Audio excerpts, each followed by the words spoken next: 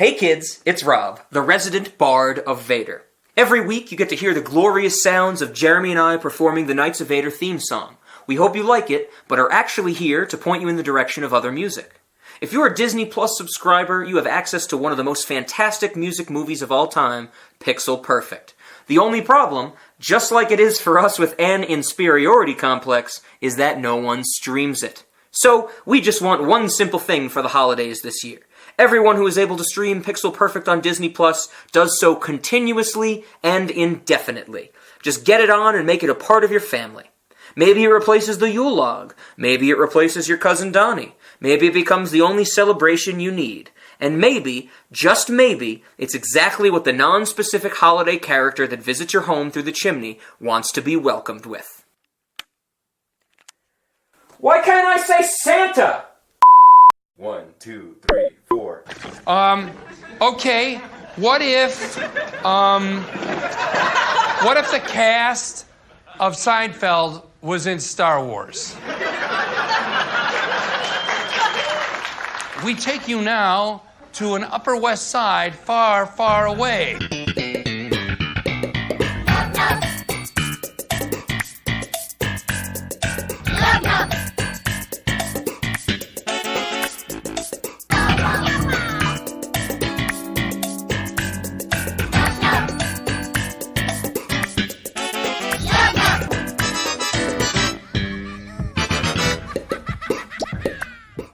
A big thank you to An Inspiriority Complex for providing our theme song. It is December 7th, 2019. My name is Zach Weber, and joining me today is Zenger. All right, let's get this Festivus started right.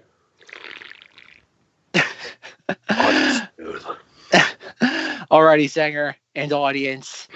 I've got a lot of problems with you people, and you're going to hear about it.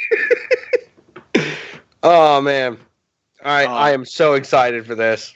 Oh, folks, it's my favorite day of the year, or if you know me personally, it's basically a Thursday, but it is Festivus Day, people. For those of you who don't know, this is technically it's celebrated on December 23rd, but because of the Rise of Skywalker, we can't do it around that time of the year. But hey, Festivus, remember, we celebrate Festivus because Frank Costanza one year tried to buy a doll for his son. In the midst of buying this doll, he blacked out. And when he finally came to, he was raining blows down upon a man. And eventually the doll was destroyed in the process. But from the ashes of this process came Festivus. We celebrate Festivus with an aluminum pole because tinsel is distracting. And during Festivus, we air our grievances and we have the Feats of Strength. And Festivus is not over until one of us is pinned during the Feats of Strength. Did I get it all out there, Zenger? As you were talking, I'm like, oh man, I hope he gets to this point, and then you did, and then it was, I hope he says this part, and you did, and I was like, I'm so proud to be on this show today. It's perfect. It is a perfect episode of Seinfeld, folks. Like most of the episodes of Seinfeld, it's perfect. Mm-hmm. And to this day, almost 20 plus years after Seinfeld ended, we still celebrate Festivus every year. Yes. We air our grievances, many of them. In the context and guise of a galaxy far, far away. So I'm excited. I'm very excited to do this episode. Not that I got a lot of grievances, but I feel you do. And yeah, folks, buckle up, folks. We are. My list is like so many bullet points long. It's kind of an issue of how many do I want to blow through this year, or how many I want to save for next year. It's kind of like. I feel like that was how last year ended too. Yes. I think you were just listing stuff at one point. Well, the problem is that the one Festivus story that I really want to have, and Zenger's heard this story, it's the movie voucher story. And I want to do that so badly, but every time I bring that up, I get angry. I'll forget about everything else that I want to cover, and it goes directly to the movie voucher story. And it's there's no coming back from that. Like that will always be that's gonna be on my tombstone. It's 100% gonna be my obituary one day. It's the be all end all for me, folks. Once you've heard the movie voucher story, there's really nowhere else to go. Like you've heard all my stories at that point. But maybe on that fateful day when I finally put the podcast out of its misery, that's the sign, folks. You ever hear the movie voucher story, then you know the podcast is finally on its last breath. We've come this far. We've come this far. Zenger, it's our third Festivus. It is. It is the third Festivus. And I feel like we're somehow going to repeat some from last year and not even realize it. But so much has happened, so I think we have a grand opportunity to really hammer home some new, just... Do I want to say bitchiness? Yeah. No, it depends. I've always seen it like, I don't like complaining. My thing is that you can complain as long as you offer solutions. If you complain without solutions, it's just whining, which isn't attractive in the slightest. So what we should do is follow up Festivus with how to solve this. No, I think we do that anyway. We usually talk about how to rectify our issues or our grievances. Yes. Hopefully we can with some of this stuff. Alrighty, Zenger. Who I would imagine looking at my list right now, I have 1, 2, 3, 4, 5, 6, 7, 8, 9, 10, 11, 12 bullet points. And that's just what I've written down. Lord knows what I'll come up with in the moment. See, all of mine are in the moment stuff for the most part.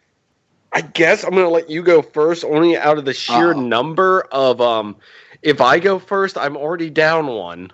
Okay. All right, I'll go first. I'll take a more innocent one because some of these ones are pretty heavy, and I know if I say them out loud, I'll get into trouble. But I think they need to be said. Oh no, there's going to be a lot of shots fired here, folks. I did a little peek behind the curtain. I've been up since like 3 a.m. this morning. I did a lot of like physical labor this afternoon. That's why I got the message of, "Are you available at 6 a.m.?" And I feel you were waiting to that time to feel like it was appropriate to text them at this point. Something like that. But yeah, it's I'm tired, I'm frustrated, I'm fatigued. So this is gonna be one of those times where it's like I don't think I have a filter. Or maybe I won't be as articulate as I usually am, or at least I think I am. And it's just gonna be like, you know what, folks, F it all. Burn it all down. Burn it all. Burn it down. So I guess my first one, but I'll take it off easy. You can't get into the deep stuff immediately. I want to talk about Star Wars toys and more the recent stuff. Oh, is it on your list? No. I got a positive thing to say about that. Well, but go first. I'm gonna say the positive thing, and then you're gonna immediately wreck it with a negative. Well, maybe this could be construed as a positive. But one of the things I've realized that whether it be this is more contemporary Star Wars, as in like the Disney era, we have our toy launch day, whether it be Force Friday, Go Rogue Friday, Triple Force Friday, or whatever the hell they called the solo product launch, Titanic 2.0, where it was just kind of like, okay, we're putting all the merchandise out there. And with the Rise of Skywalker, I was on the hype train. I bought a bunch of stuff. I bought the Kylo Ren. I bought the Rey. I bought the Cal Calrissian. I bought a Sith Trooper. And like a week later, Target's like, I should say I bought all this stuff at Target because I like Target's return policy. They have a return policy of like, I don't know, I think it's like 145 months, something like that. And I bought all of it full price. And like a week later, they're like, all Star Wars merchandise, buy one, get one off. And I'm like, well, why are you doing this? Why are you selling merchandise the first week and then at full price and then a week later discounting it? It's like, why? Again, you're teaching me not to buy stuff as soon as it comes out. You're teaching me to wait and not give you money so I can get it on a discount. And I'm like, okay, I'm not going to be petty. I'm going to keep the stuff. And for the record, I've kept it all in the box. It's not like I'm opening anything and bringing it back. And then, like in the last couple of weeks, I'm looking because again, Target has like a 150 week long return policy. I'm like looking in like all these different stores. I know Walmart just a couple of days ago had like all the Wave 1 figures at like $10 a piece. So what I did was I ordered all the figures again off of Walmart's website. I'm going to return them to Target. So basically, I'm going to get all the figures I wanted for half the money it cost me. And I'm like, why are they doing this? Why are they releasing product just to immediately and like steeply discount it within like weeks? Like even the I know for the Mandalorian, they have the ATST that it's a Best Buy exclusive. And like when it came out, like at the beginning of November, it was like $80. And I think now it's like $55. It's wait, like the ATST from the Mando? Yep. No, it's cheaper than that. It's 30. Is it really? No, it's that low already? It's 30. You know how I know that? Why is that's my positive thing. I know one of my Christmas gifts because I was right there and Ellie wanted to confirm that was the one I was talking about. Oh, it is currently 40. Sorry, it's 40 right now. Well, case in point, folks. Case in point. Marked down from 50. And I think it's the only one that you can get the Mando minifigure at the moment. No, you're talking about Lego? Or no, it doesn't come with him. It doesn't come with him. Yeah, it does. It comes with the Lego Mando Lego. Oh, you're talking about the Lego one. I'm talking about the Hasbro. Oh, then we are talking about two completely different things. All right, that's gonna be fun to edit. No, leave it all in. No, but I mean, though, is it like I guess this is more the Hasbro stuff because I have no idea what's going on with anything. There's so many freaking Star Wars crap nowadays; it's hard to keep track of it all. But no, that was just the kind of thing that drives me nuts. Is like you release all this product and you immediately discount it after the hardcore fans have already purchased it. And every time they do this, it's like you're teaching me not to give you money. You're teaching me just to play the waiting game, and I'll get a fantastic deal. And I know a lot of people are like, no, you can't do that. You got to support the line. And I'm like, no, like I'm not supporting the line because of their contempt for me. It's like, I'm going to buy it's again, as much as I like buying this stuff the day of, it's a lot of fun. I'm not going to do it at the expense of my pocketbook. So that's my first Festivus complaint is that like, if you're going to release stuff, maybe wait more than like 36 hours to discount it immediately. At least let me have like, I don't know, maybe like a week of owning it before it's like already in the clearance bin. So that is my number one Festivus grievance. Or first, not my main grievance, but it's the first in chronological order. Well, I know this is going to be completely out of date by the time people are listening to it, but they are doing a buy two, get one free on Disney toys, clothing, bedding, and more, and Star Wars is included in that. So cool. I can get all my Star Wars stuff and my Frozen stuff in one transaction. Yes, and Toy Story 4. Don't forget that too. And The Lion King. And Aladdin. Yeah. And insert Marvel film here title. And also your Tenants the Child, parentheses, Baby Yoda Funko Pop. So that does not come out till date 2021. 2021. Oh, you can get a T-shirt with them on it too? Money. Okay, so besides the mistake of yes, I am getting the Lego ATST. I'm very excited because I was like, oh, that's the only one that comes with the Lego minifigure, and I kind of wanted some Lego stuff. I'm not slowly trying to become Mark. I just, I haven't gotten Legos in a while, and the girls kind of like Legos, so I figured I'd get a few sets to build. And I got Ellie a few sets to build, but I know she won't listen to this, so guess what? I got Ellie some Lego sets. So I guess my first airing of grievance, and I feel this is one I bring up yearly, and I will continue to bring up yearly. Screw you, YouTube people who do Star Wars content right now. Yes. I am heartily agree. I am tired of going to just like my homepage. I'm not even going to your page, and I'm seeing like screenshots of different. I'm like, I don't want to see Ray doing something to somebody that it's like, is that a spoiler thing? I don't know. I am tired of also seeing like certain people having videos called Yoda finally explains the real reason he never wanted to train Luke. Parentheses, this is canon. It's like, what? Where are you getting this content? Made that video. Where are you getting this content coming from? Where? In other videos, such as I'm just tired of seeing spoiler stuff for Rise of Skywalker. I know they're revealing a lot of stuff in the trailers, and I'm not trying to actively be paying attention to it. And once again, Disney's really good about taking stuff completely out of context in those in videos and stuff. So, but no, I'm tired of certain people on here posting stuff, and it's like, this is confirmed canon. I'm like, from where is this confirmed canon from? And I feel you're just making clickbait videos, because another one is Star Wars confirms Yoda is to blame for the Sith's return. The Jedi, all of the Jedi are to blame. They're all morons and allowed it to happen. Luke was not sitting there during Last Jedi and going, this was all Master Yoda's fault, because when he returned as a Force ghost, he should have just grabbed him and started going, this was your fault. But no, it's just, I'm tired of certain YouTube people like getting stuff. Also, one of them recently got one of the big Star Destroyer Legos, like the big one, It got sent to him by Lego. And you know what? Maybe it's just me being salty, but I want one sent to me that I could talk about. And I don't post a ton of freaking YouTube videos, but I'd talk about it on a podcast. Well, okay, that's maybe that one's a little personal. No, I'm glad you brought that up because it kind of brings me. It brings me to two of my grievances. We're knocking some of these out. I know. I think we have a pretty nice volley here going back and forth. I'm going to play off yours for a second. I'll circle back to it. The first one I want to get to is the fake news, and then we'll get to the Lego stuff. The fake news thing, it drives me nuts. Like, it even happens in the Knights of Vader Facebook group, is that someone will post a link to wegotThiscovered.com. And I want everybody in the audience to repeat after me. And anytime you see the words in this order, "We got this covered," I want you to insert the word bullshit. Because that's what it is. And I think I'm going to have a new rule going forward that if anybody posts this bullshit covered. Yes. If Nice. if one of those articles ever once again shows up in the Knights of Vader Facebook group, we are deleting it because it is fake.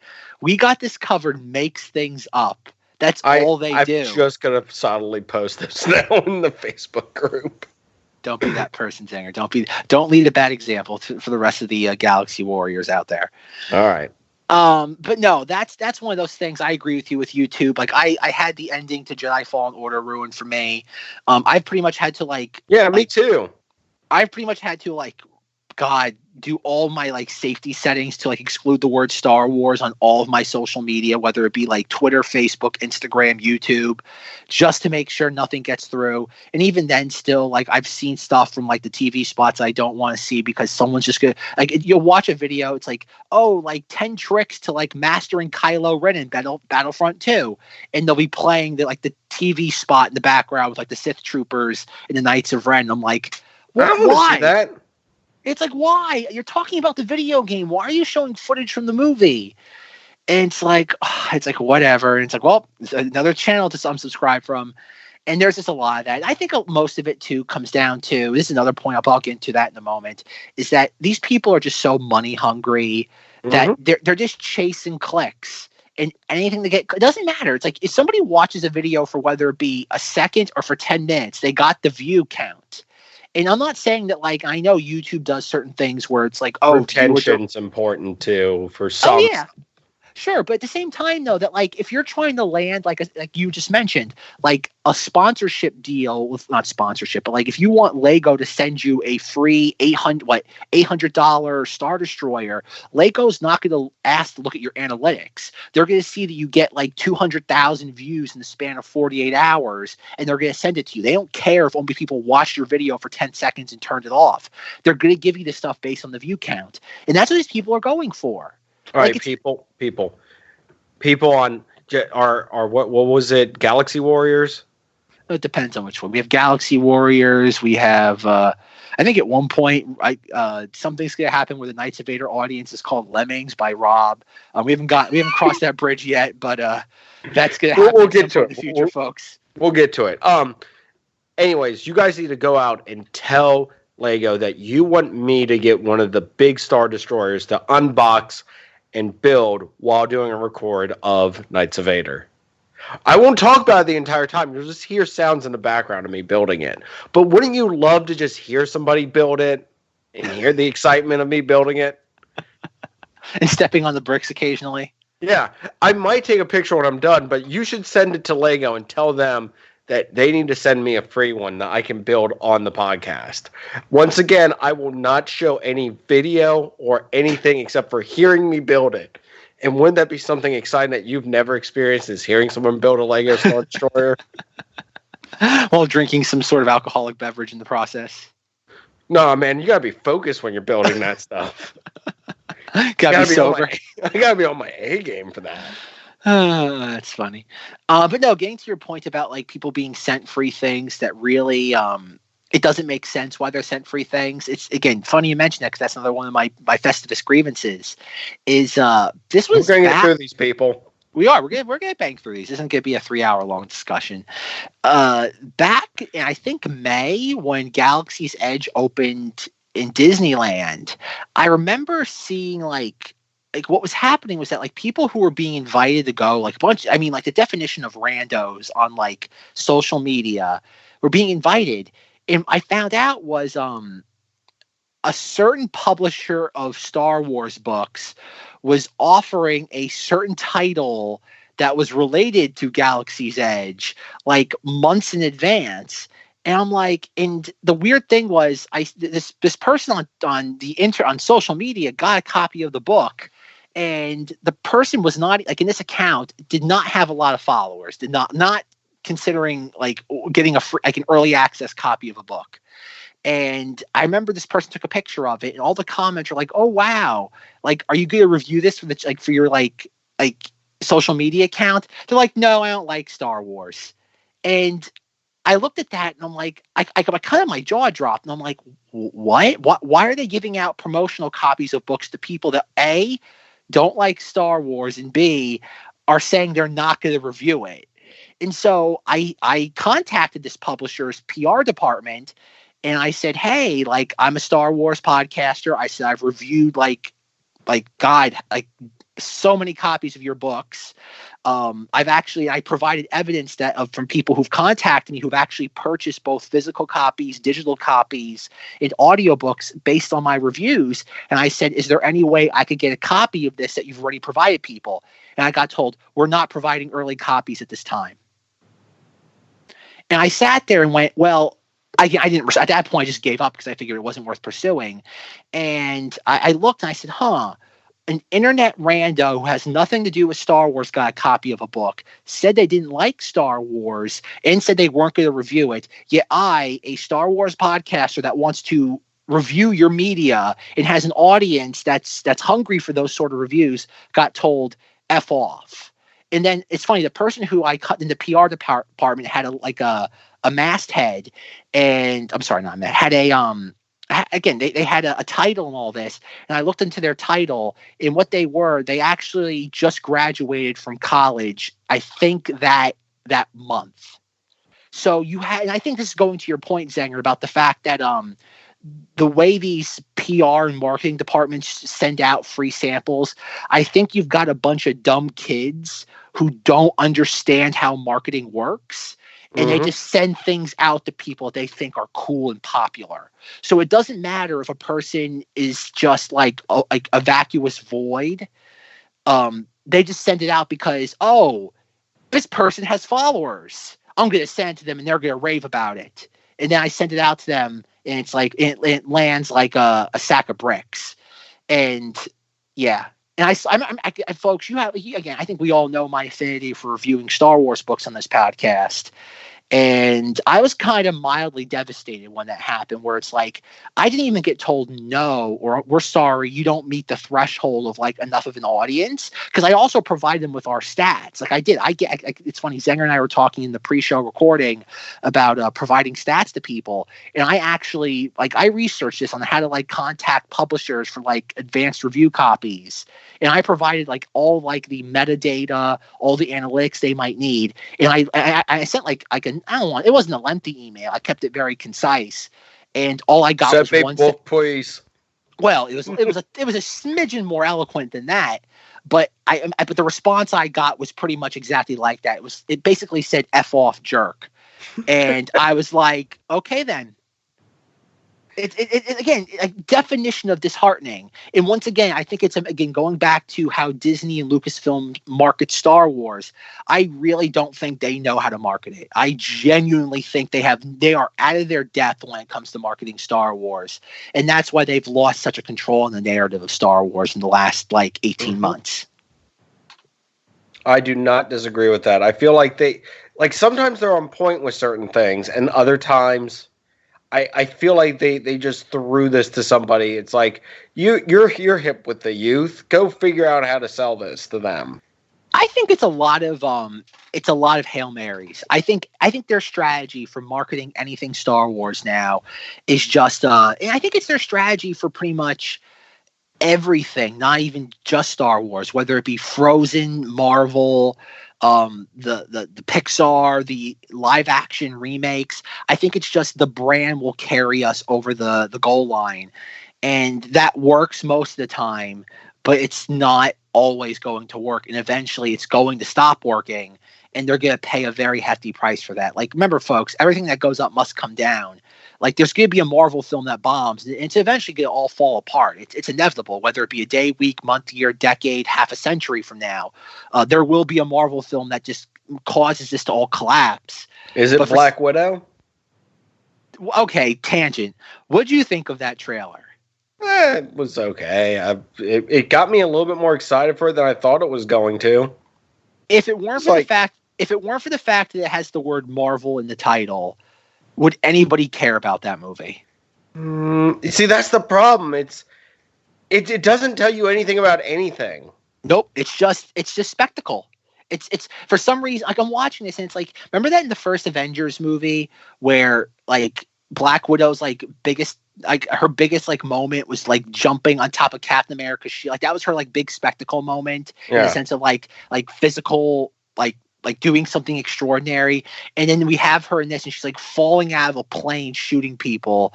And I'm like, what is going on? Yeah, I was very confused about that scene too. I'm like, it looks like they're making her Captain America 2.0, it looks like. Something's falling out of the sky. She's being chased by people shooting guns.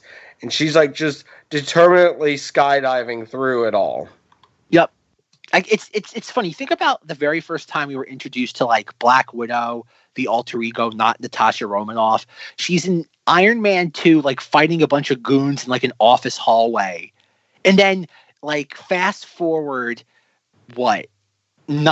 10 years later, and she's like jumping out of a plane doing like a Trinity from the Matrix as she picks off guys like left and right. And it's like, again, on a spectacle level, I have no problem with it, but it's like it's not the same character anymore. Like, the character from Iron Man 2 and the character from Black Widow, they're two different characters at this point. When does this take place, by the way? That's the other thing I want to know. Well, considering they haven't told us, I can only assume she survived the events of Endgame. That's the only conclusion I can pull from this. It doesn't say it takes place. She survived Endgame. To be irritating on purpose. Well, they didn't tell me. Come on, Zenger. Every Marvel film is linear. Every film just goes into the next one. So she survived Endgame. They haven't told me otherwise. It doesn't tell me what year. None of these Marvel films have any dates. They're just there. I can only assume she survived Endgame, which means that film only one person died, which means, again, there's no way. Again, Tony Stark's they come back. None of these characters are dead. There's no stakes to any of these movies. It's just swipe your credit card to help defeat Thanos. Oh, by the way, spoiler alert for Ellie still. Zenger, is she ever going to watch this? I almost got her to watch Far From Home. Oh yeah, okay. If you I'm willing to compromise. I own it as a physical copy, cool. And I was like, "Hey, we should watch this." And she's like, "Do I have to watch Endgame?" And I'm like, "No." And she just stared at me, and I'm like, "I'm gonna turn it on." And she goes, "You better not." And I was like, "Okay." I got scared. Zenger, if you can get her to watch Far From Home before Endgame, that's worth it. Like, and the thing about this, it kind of becomes this weird sort of reversal. If she watches Far From Home before Endgame, then she's never allowed to watch Endgame. Now you got to do the exact opposite. For making her want to watch it, you've got to do everything in your power to stop her from ever seeing it now. I'll see what I can do. Nope. Work on it, Zenger. We'll tune in next year, folks, to see if this actually came to fruition. Did you say next week or next year? Because either one is great. Perfect. Next year. Turn to next year's Festivus to find out if Zenger was able to stop Ellie from watching Avengers Endgame for over a year. 2 years almost at that point. Oh, my God. God damn, I hate. All right. Zenger, do you have a next Festivus, or you want me to delve into one of mine? You know what? Do another one of yours real quick, because I have one, but I'm very interested to see if we... Yeah, because you technically didn't do one. You only piggybacked off mine, so do one of your own choosing. Okay, let's see if I can keep the volley going. I'm going to talk about Star Wars video games. There we go. I figure... They're canceled, by the way. I don't know, Zenger. We did get Fallen Order. That didn't get canceled. It's canceled. It's canceled? Yes, they're going to come to your house and take your copy because it actually was canceled. Oh, jeez. I hate it when that happens. You know what they'll do is they're not going to take it out of your house. They're just going to brick your console. Oh, no, not that. Anthem would do that. Wasn't that a $5 GameStop title for like Black Friday? It might have been that game. That game. You know what? That's a whole different Festivus thing. But that game destroyed the Mass Effect franchise too. To create this new franchise that, well, let's just say there's a reason it's on sale, and it also apparently did not do well in your system. Apparently burnt up a few systems. Yeah, but no, Yeah. Going to Star Wars video games though, I know like it's become a running joke on here, me and my quasi contempt for Jedi Fallen Order. And I guess to say that it's not really contempt, it's just kind of like I'm not spending $60 for a 12-hour campaign. It's like, sorry, not doing that. Especially one that's kind of like a one and done. It's like, okay, I did it. There's really no reason for me to go back to it other than just if you want to be a completionist. And the thing I kind of, and it's less maybe Jedi Fallen Order and more just EA in general, and just maybe the practice of these big publishers, is that I think I've said it a few times on here that I still play Battlefront 2 a lot. It's probably the main game that I play. And Battlefront 2 does this thing, and again, Zenger's the gamer here, so maybe he's probably more enlightened than I am on this, is that every like 6 to 8 weeks, they'll release an update for Battlefront 2 that fundamentally changes how the game is played. And it's like every 2 months, I have to relearn how to play the game. And it drives me out of my mind. And it's kind of like after that, I know Jedi Fallen Order is a single player game. Battlefront 2 has been changed more times in the last 2 years than most people can count. But Zenger, is it normal for a publisher of a multiplayer game to fundamentally alter the game every 6 to 8 weeks? So here's an interesting thing that a trend I've been noticing in some games, and by some games I mean I play a lot of Destiny 2 right now. Destiny 2 and I know Call of Duty does it, and I think Halo's going to start doing it too. Is they do what's called a season. Oh, and Fortnite does this too, and I think some of those other ones. They do what's called a season. Okay. And what that is for Destiny. I'm just going to use Destiny because that's my reference. For about 3 months, there is like if you play the game, you get rewards and you go up in this ranking thing for during the season. Now, for Destiny, you can do that for free. But if you pay money, you get bonus rewards on your way up and multipliers to help you get to the top quicker. So that's the thing. But the thing is, after that's done, the next one they do, there's new stuff to do, so you can go do that stuff. So it changes up how you proceed through that ladder system. With them changing up stuff, I feel it's just EA trying to throw stuff at a wall and see what's sticking. It would not surprise me if they went to like a season system to where it's like, oh, pay $10 and for 3 months you can get extra content and stuff, or you could not pay it and you can still do that system. You just don't get as much. I mean, if you want to be that way about it. And that's the thing I feel a lot of things are doing. You can get into the game, like you can start the game, play the game, get the season, the expansion pass, or get all the extra content, and it's like, what can we do to continue to milk people? Oh, let's set up a thing to every 3 months they have to give us money. I mean, I feel it's a good idea, and that's the thing. Like, I see, like, I'm surprised, and I might be wrong, EA I don't think has that with any of their games yet, but them changing up how the gameplay is done is just, I feel like they're just trying to, they've got Star Wars in there. It's the whole thing we keep saying. No one understands Star Wars, apparently, that is currently in the process of selling a Star Wars. Yes, I agree with that point. But I think I know what you're getting at with the seasons. And folks, just in case, a heads up, if we're in the middle of this and Russ all of a sudden appears out of nowhere, pardon the interruption. Russ was supposed to be part of this phone call, and he might just show up. So excuse him once he does. But the thing about Battlefront 2 is that they have not done seasons. Remember, again, a little Zenger remembers, but the big controversy with the loot boxes and all that, and this is the new loot box. But they're not doing that though for this. Like everything for Battlefront, they're not. From what you've told me, they haven't, like, other than like aesthetic customization, like armor.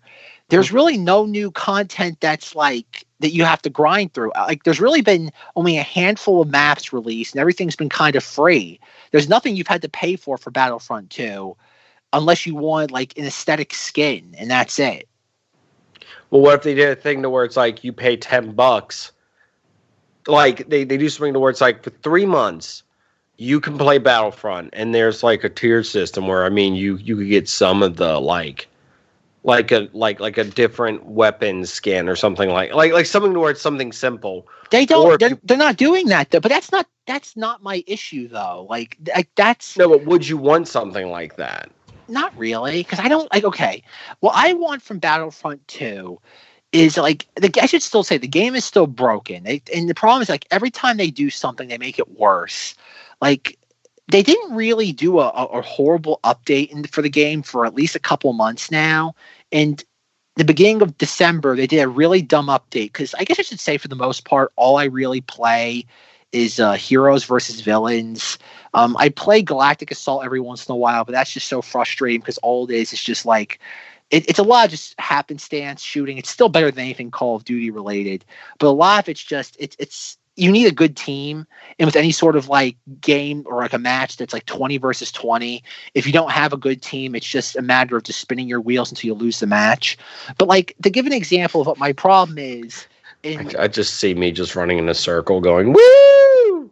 Well, not even that though, because you and I play Battlefront like what, once or twice. Yeah, and you we need to play more. Well, yeah, it'd be fun. But like the problem is that like the two things let me rephrase this. The big thing I play, like I said, is heroes versus villains, and like most of the characters are really boring to play as. Except for on the hero characters are so boring. Every hero character, for the most part, is a lightsaber character, and the characters that don't have lightsabers are like extremely like underpowered, except for Han. Like, so anytime I play on the light side, I play as Han because he's one of the few characters that actually requires some effort to be good with. And on the villain side, the villains actually have a pretty nice like diverse like weapon set in the sense of like it's not just lightsabers. Like you have Bosk, you have Boba Fett, you have Phasma, you have Iden Versio. You have Palpatine. Who? Iden Versio, who's that? Who is that indeed? But anytime I play as the villains, I play as Palpatine. And folks, I am like a god when I play as Palpatine. Like Palpatine. I feel that character's broken, by the way, in that game. Just saying. Good broken or bad broken? Bad broken, because he like flips across the field, shoots lightning, and like suddenly you're dead, and the thing that shows that it kills you was this flipping lunatic.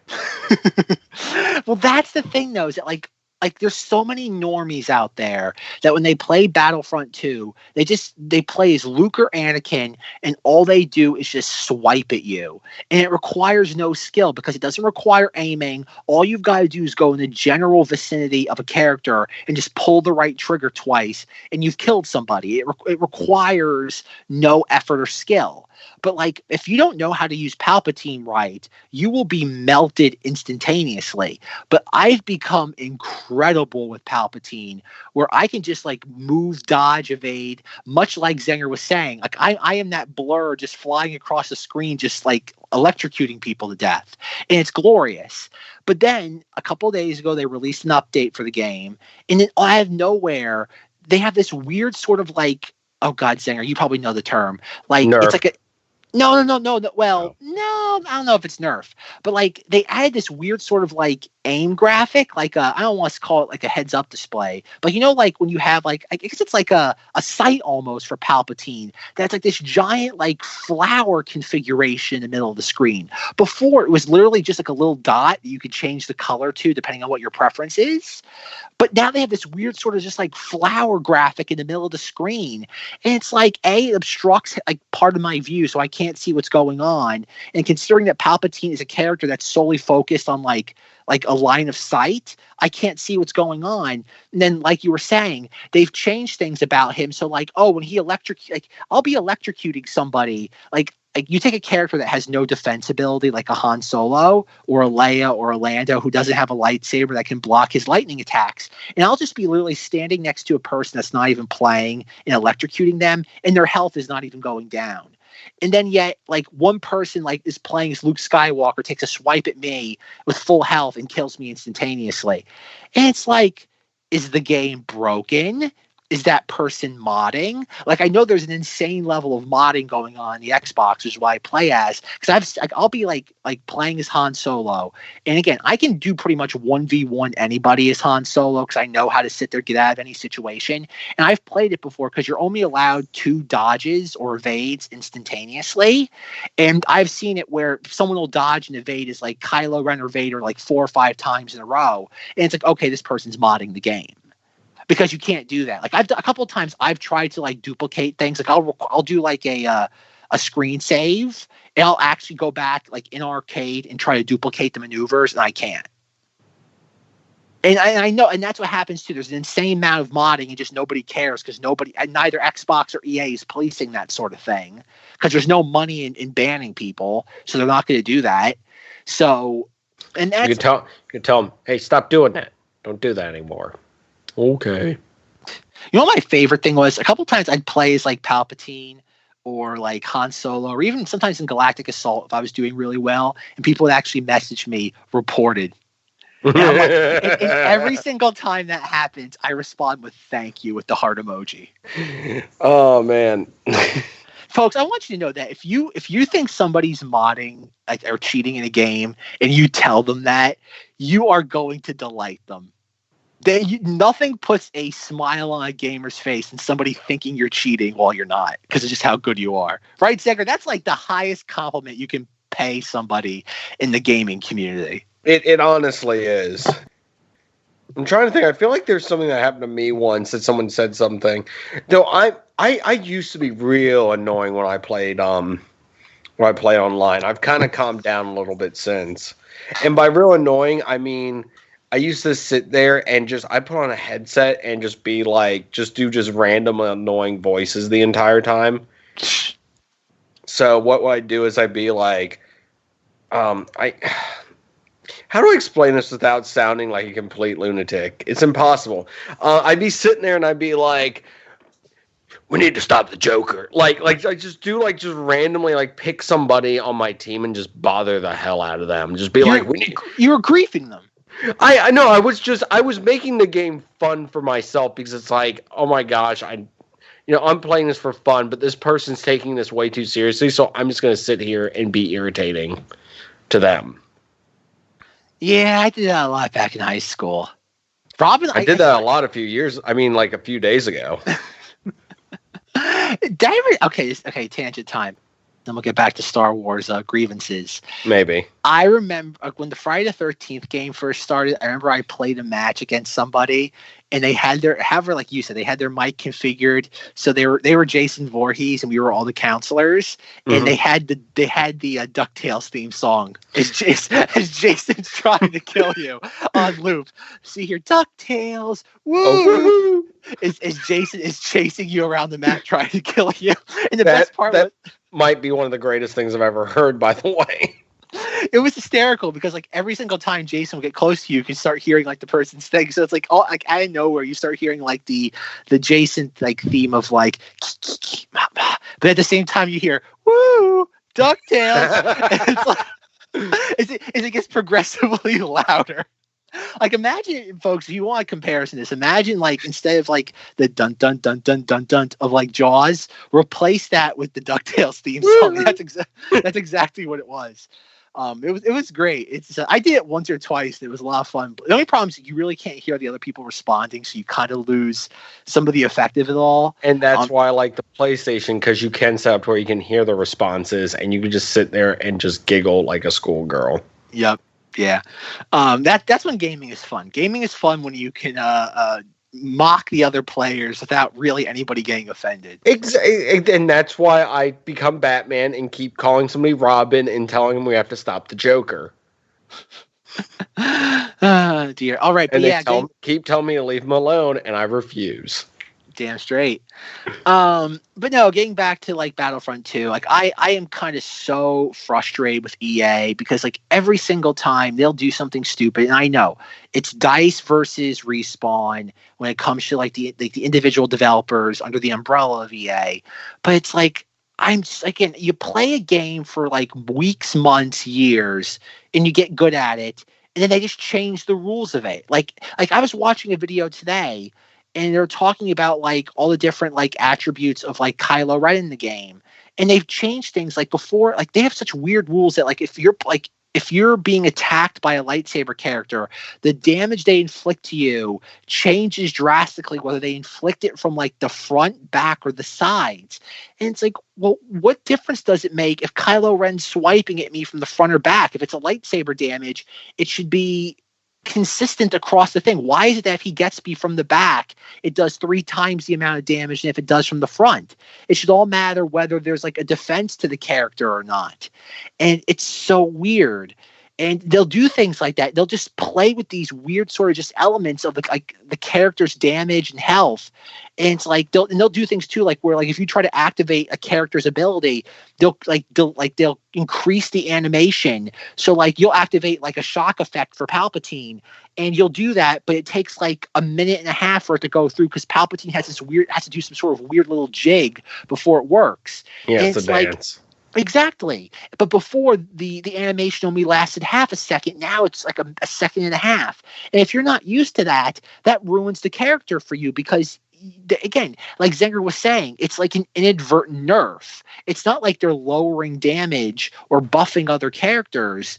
They're just changing weird components of the game that nobody's even talking about. Like nobody on Reddit's complaining that Palpatine's animation dance is too short. Like it's such a weird thing to fix. It's like the video game equivalent of McClunky. It's like, why is this here? It makes no sense. Bang. See, folks, it's not the same when Russ isn't around to play clips. I can just do it myself. Badly. But yeah, no, that's kind of my biggest thing with like EA. I really like. Maybe it's less like. I still think Jedi Fallen Order is like a watered down Force Unleashed. I don't get like why people are saying it's Game of the Year. Like, imagine if I said in 2019 that Madden 07 is the Game of the Year. It's like you had it like. It's true though. It's like imagine they release Madden 2019 or 2020, and it's the exact same game from like 2007, but it's further watered down. And that's what Fallen Order is. It's a watered down version of the Force Unleashed. It's everybody's raving about it, like, oh, it's so much better because you don't have as many force powers. It's like, yeah, that's exactly what I want in a video game. Less options. I want more of that. Why don't we tone down the graphics and make them look like an N64 game while we're at it? Or let's just go full steam ahead and make it look like an Atari game. It's like, get out of here, folks. It's like, no. It's like, no, I want on the record too that I was right, that the game was the deluxe version of the game was discounted by like $20 or not even, it was more than that. I think like $30, like less than 2 weeks after release. I wanted on record that I called that and I got it right. So I'm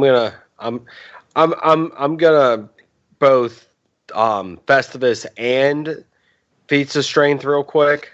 To lift this game back up a little bit, if that is allowed in this whole situation. Please remember, it's not over until one of us is pinned.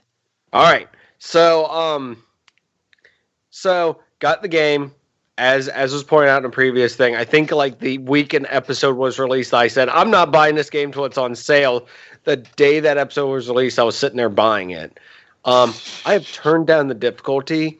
Because this game is Dark Souls in the sense of it's not as hard as Dark Souls, but it still punishes you for trying. It's like, oh, you paid money to have an enjoyable time? Screw you. And just pound you into the ground with, like, if you cannot get, like, the dodge and counter timing down perfectly, you're just going to die repeatedly. But how hard is that to figure out, though? You can figure that out in an afternoon.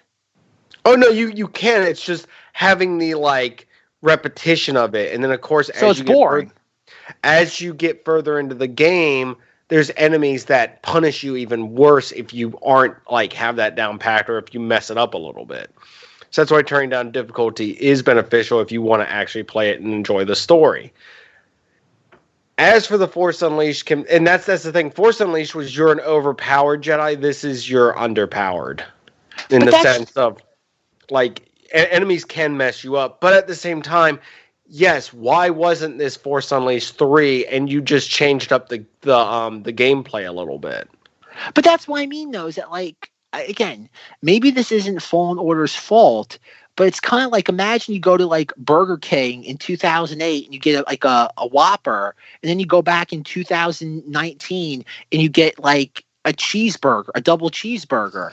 It's like, that's kind of what this is. It's like, it's a step backwards. He's here, folks. It only took 45 minutes. Sorry about that. How you guys doing tonight? We're glad we have you on, Russ. It didn't feel the same without the soundboard. I was having to do it myself. Hey, sometimes. This is the way. There we go. Russ, you've missed so many Festivus grievances. Should we list them? Oh, no. No, leave him out. I want to see if he hits on any that we've already hit on, and then be like, you can't talk about it. We already talked about it. Oh, yeah, Russ, you've missed so many insights, so many profound insights when it comes to complaining on a Star Wars podcast. We've broken new ground. Right now we are on Fallen Order, so Zach was about to indulge me on how it's not The Force Awakens, but is. Unleashed. That too. No, it feels like such a step backwards, and yet everybody's triumphing it because it's such a step backwards. And again, maybe if the Force Unleashed didn't exist, it'd be much easier to kind of like accept Fallen Order. But the idea that, like, oh, this game is great because what you kind of, and again, what you're saying, Zenger, I don't think is really kind of even exclusive to you. It's just like, oh, this game is so good because of how difficult it is. I want to say something on that. Continue, but I want to come back to that in a minute. Sure. But yeah, I just think it's weird to highlight a game for the fact of how regressive it is. It's kind of like, again, going to a restaurant and being like, wait, excuse me, I had like 3 times the amount of options like 10 years ago. No, this is better. We've made it more simplistic for you to like consume it. Well, exactly. I don't think you can, like, yeah, you can make that case. But at the same time, though, considering that this is the same Star Wars fandom, that all they want is, again, the exact same things over again. I don't get how you remove so many key aspects. Again, if you're going to be a Jedi, I want to be a Jedi. I don't want to be some kid who has like force push and can barely wield a lightsaber. Yeah, I haven't got to play it yet. Oh, God, I'm not even awake. But I have a friend who's playing it. He just says it's brutal. Is that the case where it's like it is like a Dark Souls level, just brutally hard at points? Yes. Okay. Let's be next over here. I'm gonna say this. I'm somebody who has dabbled in Dark Souls. I understand the premise of it, but I play games that enjoyed them. If a game's gonna beat me over the head because I have not gotten expert levelly good at it, I'm gonna stop playing it. Not saying that the Star Wars game has, but it's in that same vein. If a game is difficult, that doesn't mean it's innovative or good because it's hard to play. I'm just saying that this is a grievance from other stuff too, because too many games try to utilize we make this game impossibly hard. It's like, then what's the enjoyment out of it if you can't even play it, even on the simplest difficulty? Like I don't know what that is. Is that a thing of stretching the game out as far as time wise goes? Just the hours of gameplay where it's like, oh, you thought that Battlefront was short? Well, check this out. Well, that's the thing, and I understand people like that, but it's like, I would like to, if and that's the cool thing on the Star Wars game, it does have a thing to where if you turn down difficulty, it says you are playing this to focus on the story, and that's cool because it's explaining to you that, hey, this is going to be a little bit easier because you want to focus on the story aspects of it. Then if you turn it up, it's basically like you're doing this because you want to die. And that's cool that at least gives you that, but like Dark Souls, like it doesn't have that. You just get dropped in and it's like, screw you for buying this game. And the funny thing is, I used to work with somebody who was like big into Dark Souls, and they were talking about how there was like glitches in the game, like glitches that like were meant to hurt you as the player instead of like, oh, I can exploit this glitch to where if I hide over here, he can't see me because they didn't program it properly or something. No, it's, oh man, you can't switch between weapons if you're in this area or something. Or it's like them messing up the game coding does not equal them making the game harder. That is, they should fix that. Like I understand there's people, but it's like for me that gameplay aspect is something to where it's completely lost on me. I don't mind turning up a difficulty in a game. Like, I'm like, oh man, I've gotten good at this. This is getting simple. Let me turn it up. I don't like where the difficulty is turned up to the max, and I have to play this game. I played this game for 10 hours, and I'm barely past the first level because it's so freaking hard. Is there any kind of diversion in the game itself? Like, is there any I know a lot of good Star Wars games, at least, usually have a little mini game where you could just take them characters and make them fight each other. Like, I know the older Jedi games have run around modes on the maps. No? It is straight up, you're doing this. Now, there is like, oh, you got new force power. Maybe you should double back to that planet you were at and to that area you weren't able to get into, and maybe you can get into it now. And also, you can customize your lightsaber and stuff, too.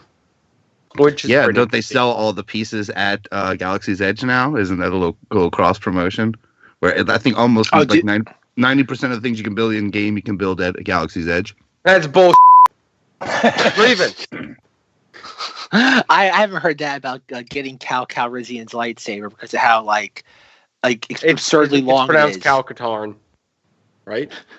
Someone out there is cheering right now, Zenger. Somebody out there in the audience is cheering right now. By the way, the review I watched where the guy was discussing the game, he's like, are they just taking Star Wars Legends and just kind of vaguely changing them and hoping no one notices? Yeah, and we got Dash Rendar this week. It showed a picture of by the way, Russ, I'm not up to date on the most recent episode of Mandalorian, so appreciations if Oh, no problem. Yeah, I said to Zack earlier because there's a grievance I got later, but I just wanted to point that out that I will be watching it tomorrow. I've just not watched it yet. So, but no, the reviewer was talking about like how like they showed a picture of Cal Katarn and they're like, are we just basically straight up ripping it off? And then they showed Jason Solo or whatever Han Solo's kid was in a picture of Kylo Ren beside it, too, as another example. And I'm like, man, they are just taking Legends and just making it like, oh, we're not going to use any of that. Just copy it and just make it a little bit different. Did you say Orumpicide? What's his last name? Orumpicide? Orumpicide. Kyle Orumpicide. Okay. Kyle Katarn? I don't know anymore. Did I miss something? I think Russ is delirious. We gotta give him a couple of minutes. He's still waking up from the carbon-free sleep. He's still he's got. Wait, we had to send a bounty hunter to bring him in. Yes. We told him no disintegrations. Yeah, about that hole. All right. That should get me going. Oh boy, but yeah, Battlefront and Jedi Fallen Order. I do plan on getting Fallen Order eventually, but like I've told everybody in the Facebook group, $30. $30. I've got a Best Buy gift card with its name on it, and at that point, for $5 plus tax, I'll be more than happy to pay for Fallen Order. But until then, I do not see any need to play this game like immediately. I don't see, and plus I kind of feel overwhelmed with Star Wars content right now as well. It's kind of hard to believe. Why wouldn't you be? Yeah, I know. My God, it drives me nuts. Like I was thinking about it. Like I was talking to people, and they're like, avoid everything right now. By the way, if you don't want anything spoiled, like it is getting harder and harder every day. Yeah, but like it's hard to believe that like when this episode goes out, the movie will be out in a week. Like think about that. Like the end of Star Wars for now will be over, and like we still have Mandalorian, we have Fallen Order, we have Clone Wars saved, we have Endor Calrissian series. Like for an end of Star Wars, it feels hollow. Like I remember when Revenge of the Sith came out, it felt like we were at an end, and like Rise of Skywalker. I did really think it was over. I really did at that time.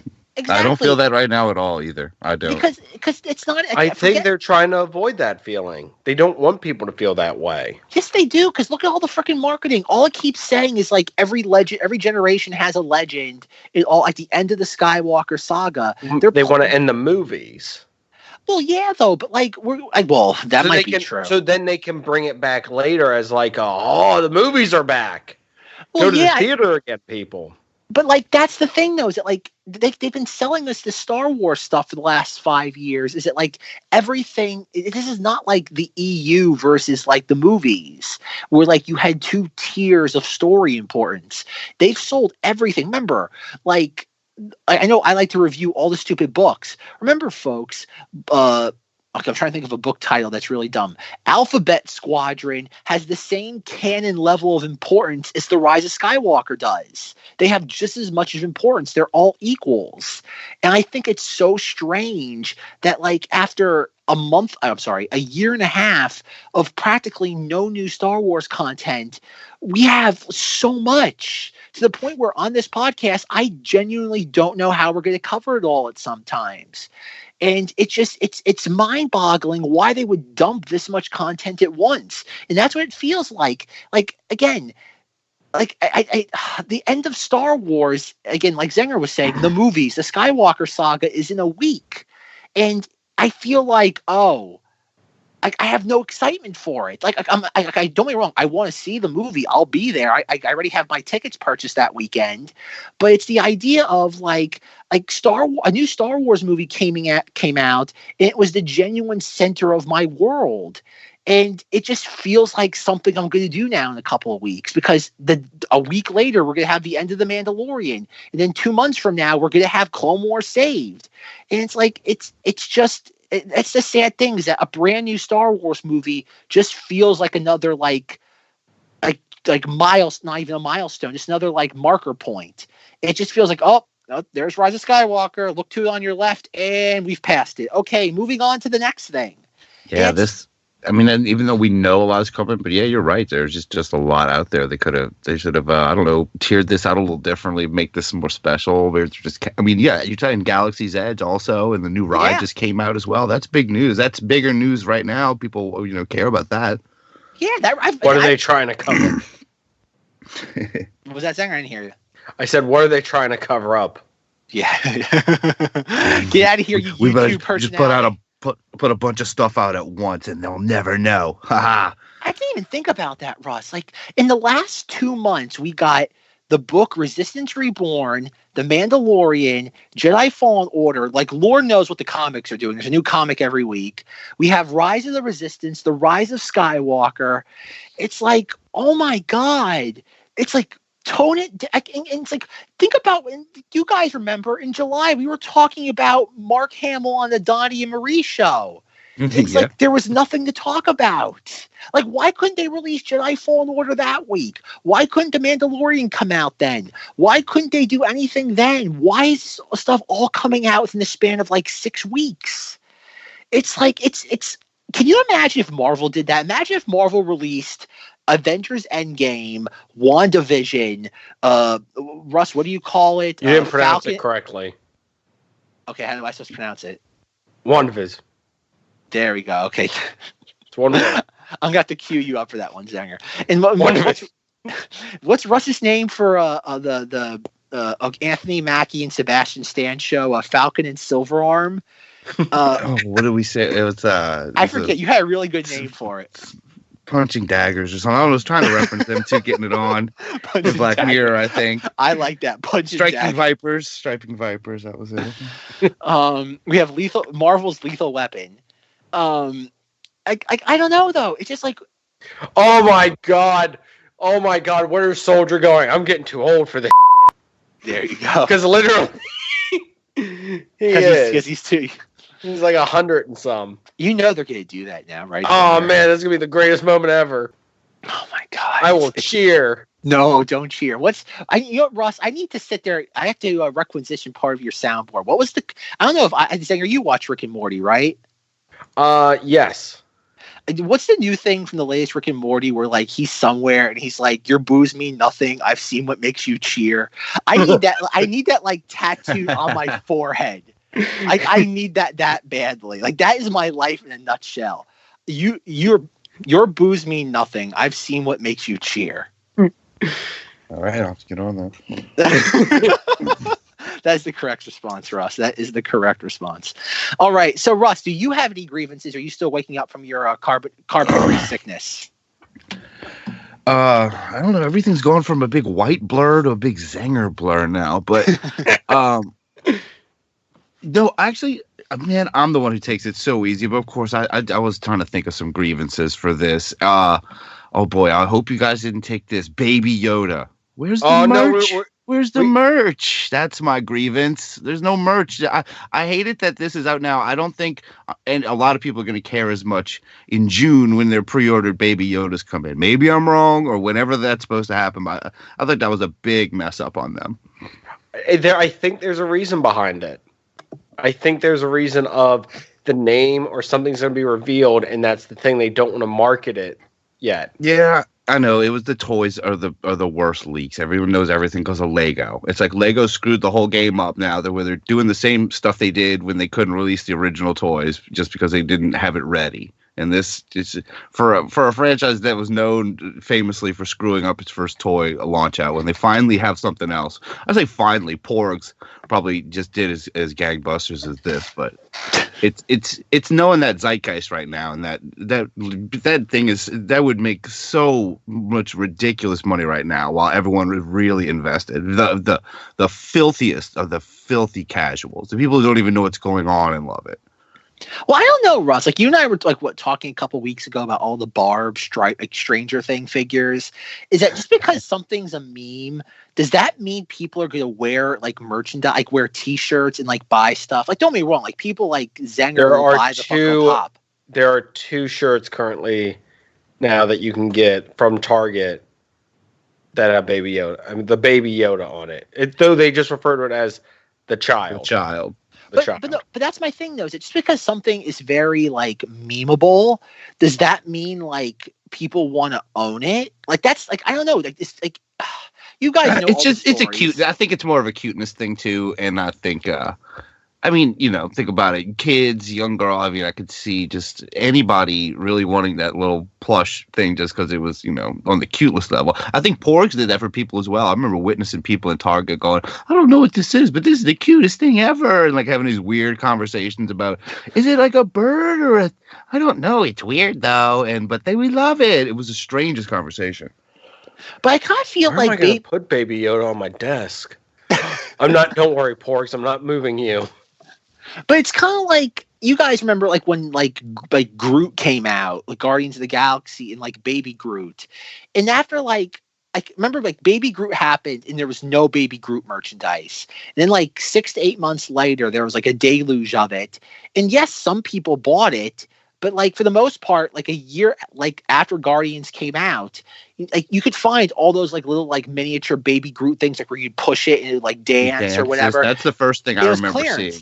It was all clearance within a year. So, like, just because something is popular does not mean that it's going to automatically translate to, like, I guess, like a real world profit. I mean, like a tangible profitability in a sense of, like, ancillary media. Like you were saying, Russ, if they had, like, if they kind of anticipated this Baby Yoda thing, like, they had, like, Baby Yoda, like, I don't know, like, kids' bed sheets. They had, like, Baby Yoda, I don't know, detergent. Plushies is the biggest thing. It's small, medium-sized plushies. That's what little kids are going to love that. They're going to think it's a baby anyway. They don't even, they're just going to love it. They don't probably. That might be a lot of people's like first thing into Star Wars, like Ewoks was for a lot of people. I would like to imagine. I think you guys probably had it when you were in high school. They used to have like those like parenting classes you could take, and like there was that one assignment where you take like the fake baby home. Oh my God! No, I never had to take those. But you remember? Oh my God! No, talking about, those right? Went off in class. It was the best thing in the world. No, but you know what I'm talking about, though, right? Yes. Can you imagine if, like Russ was saying with the dolls, instead of giving everybody a baby human doll, everybody gets a Baby Yoda doll? Is it the greatest thing ever? Yes, it is. And these would be the most documented projects of anyone's life. Like there would be just a live blog would have to be going on for this person. The people wouldn't be able to help themselves with that.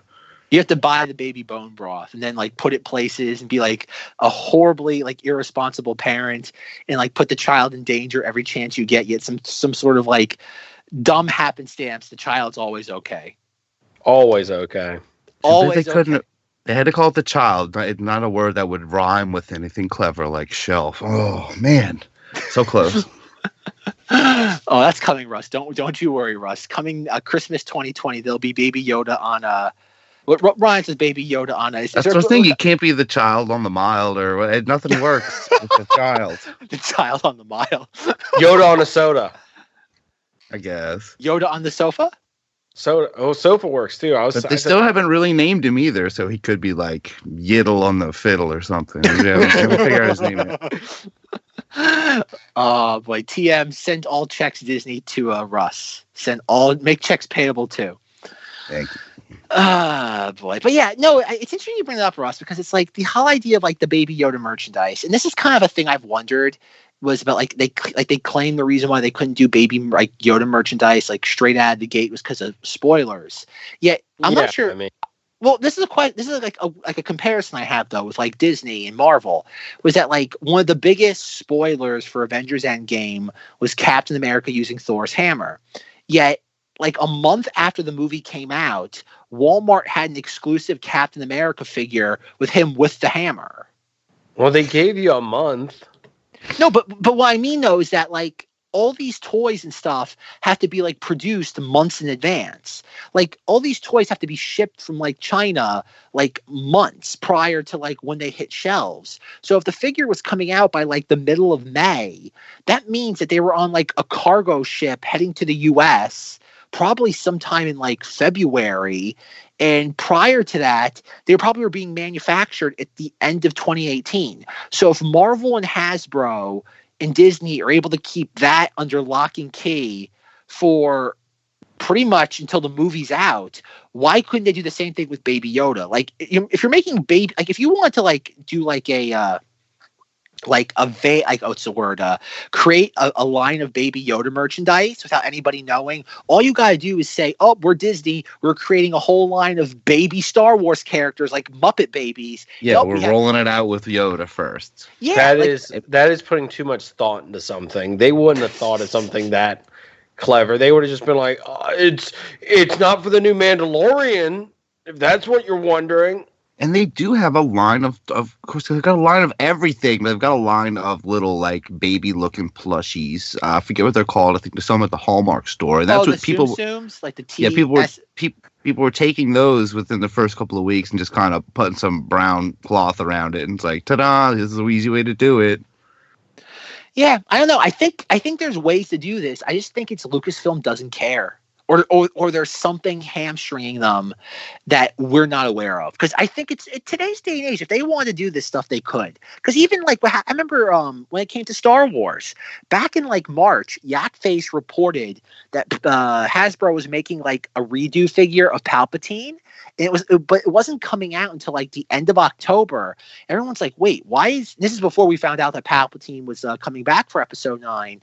And back in March, everyone's like, wait, why are we getting a new Palpatine figure for like no reason? And why are we waiting like over 6 months to get it? Why aren't they announcing it for like the summer? Usually they announce this stuff and it's usually within like a few months it comes out.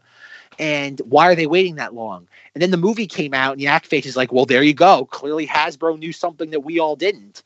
And that's my thing is that I think when they want to, they can keep a lot of this stuff under wraps. But for some reason with Baby Yoda, they chose not. They did keep it under wraps. You can't knock them for that. But for some reason, they chose to be like 100%. Just let's bury our heads in the sand with this. Yeah, I don't know. But I guess the marketing for the Mandalorian has been. I'd say they're doing a fairly good job for it. Just being a TV show amongst their other streaming stuff. I do tend to see it everywhere, but they're just.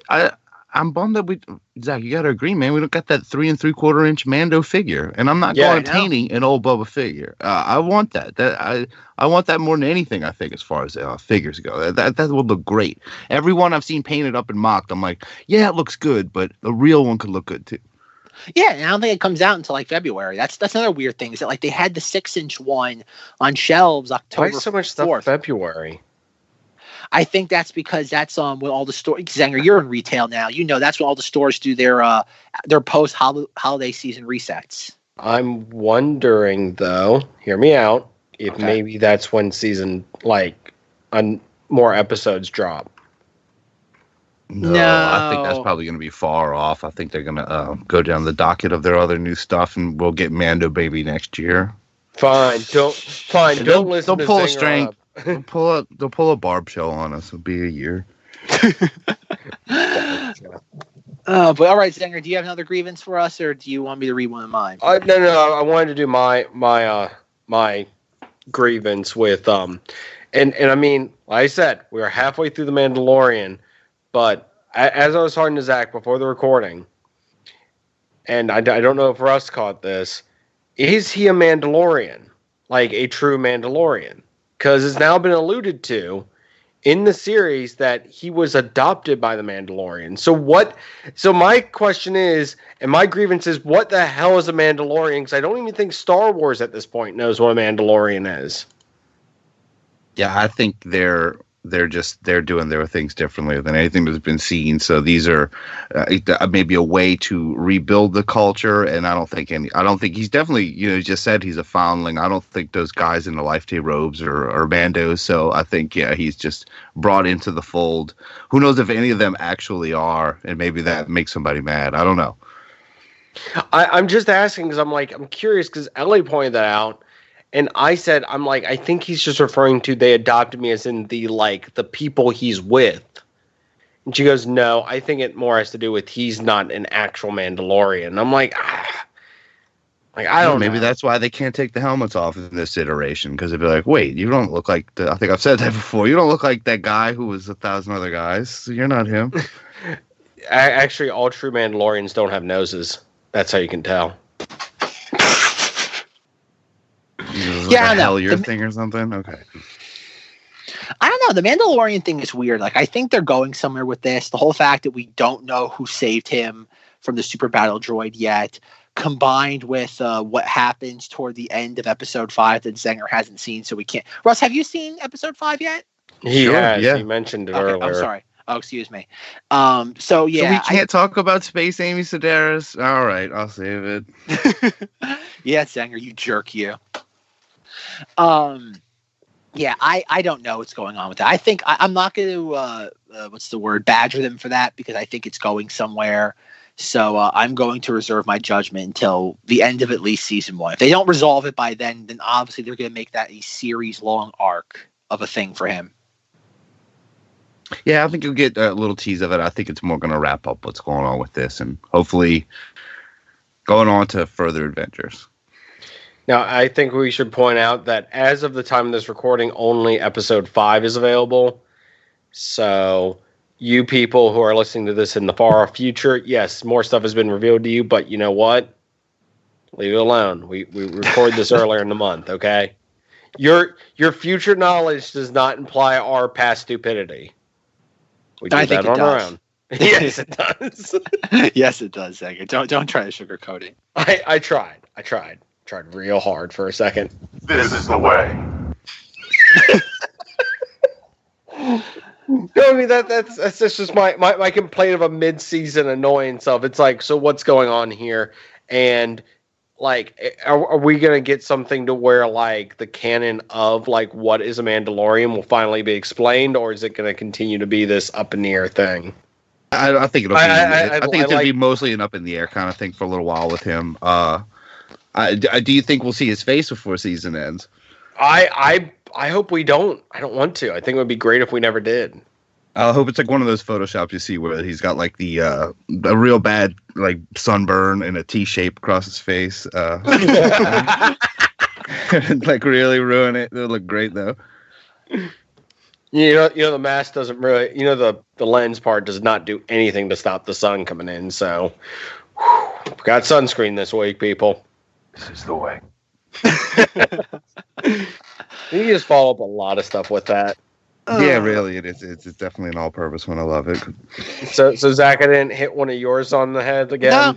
No, I figured I wouldn't, but no, I'm kind of leaving. I'm leaving Mandalorian alone for the most part. Russ didn't hear this, but I did make it into the recording, Zenger. I didn't make it into the recording. Okay, because Zenger hasn't seen episode 5. Russ has. I made the joke to Zenger, Russ, that if you've ever seen that episode of SpongeBob where he wants to join the jellyfish club, and there's the guy who's the head of the club, the president. I think his name is Kevin, and he's like, Kevin, I'd do anything for you. And Kevin's like, punch yourself in the face. And SpongeBob just pulls out like a boxing glove and punches himself in the face. And the president goes, didn't that hurt? And then SpongeBob pulls out a titanium mitt with multiple, oh God, spikes in it. He's like, do you barbed want it? wire and stuff like that. Yeah, he's like, do you want it to hurt me? And that's kind of how I feel about The Mandalorian episode 5. Before they were just like whacking me upside the head with like nostalgia. Now they're literally just punching me in the face with like the gloved equivalent of like a nail in a 2x4. It's like, I get it. This is Star Wars. Like, enough. It's like, this is not. I give them respect because I know. And we've been complaining about it that we didn't, in this new series has not gone to Tatooine. And I'm talking about the films, how absurd that we get a fake desert planet in this, and it was kind of happening again. But man, it's hard to everything to not be like that, I guess, when you go there. But slight changes in it, but I know exactly what you mean, though. We got a like feudal era, like freaking Dark Ages planet. In the last episode. Like, that's what you never seen in Star Wars. Yes, with a bar that was exactly like the one from Mos Eisley. But made in a thatch hut. No, that was the 4th episode. I'm talking about like the first 3 episodes. Oh, wait, yeah, you did have that too. I liked the 4th episode. I really liked the 4th episode. I'm just saying, we went somewhere Star Wars hasn't gone.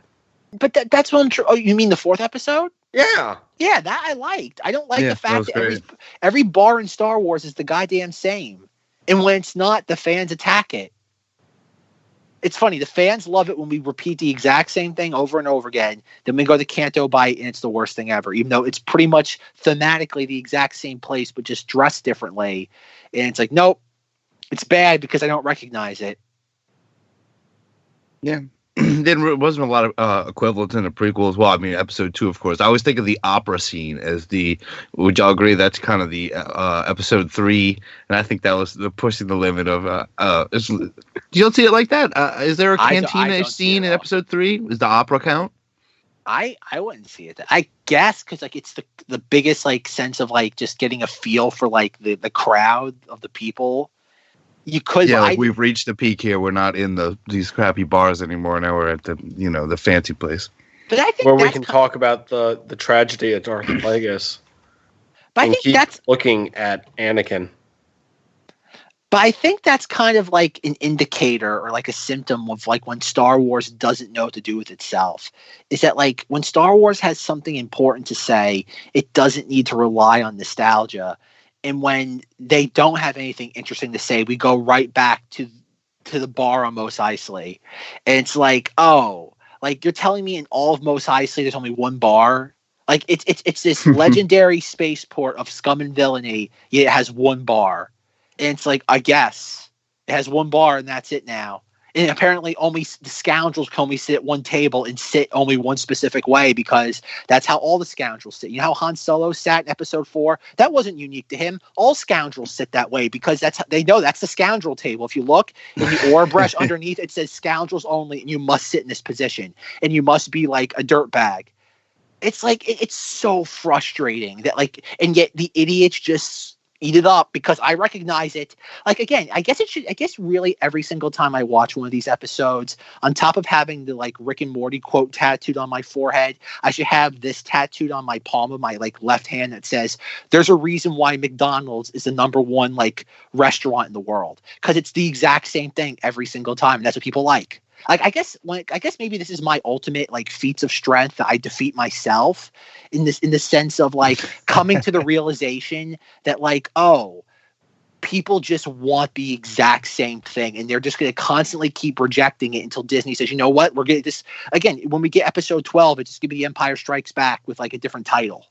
It's gonna be the exact same film. We're gonna sit there, have the little the thing falls out of the sky. Luke goes, investigates it. The Wampa gets him, and it'll be the exact same thing. Maybe there'll be a new McClunky in there. The Wampa will say McClunky. Bosk will say McClunky. Exactly. The Emperor will say McClunky.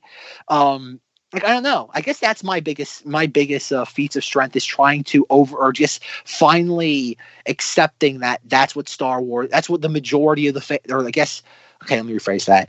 That's what the majority of the vocal fans want. They just want the exact same thing again, regardless of whether it's interesting. It's more interesting to go back to the bar on Mos Eisley, see the exact same thing you've seen hundreds of times, than see The Mandalorian. Because I saw even some of the stuff online. Everybody dislikes the fourth episode. Fourth episode's horrible. We knew it was going to happen. We knew that not Boba Fett and Gina Carano were going to defeat the characters. And I'm like, yeah, because they're the good guys.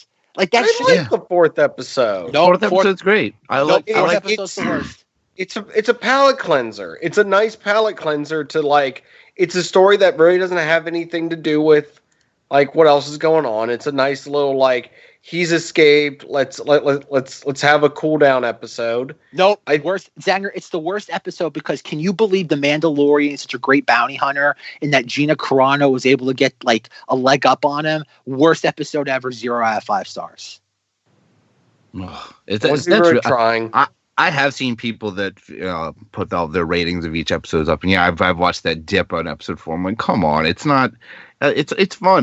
Maybe you just that's like a format that's kind of gone now. Is that episodic TV in that fashion where you can kind of put that on as one shot and it's its own thing. I like that though. It's just neat seeing that in Star Wars, and I used to watch all those cheesy shows like that. What was it, Xena and all those? It's like the same kind of. I think it's like the Hulk almost, But Russ, it doesn't involve a character going to a location I've seen before.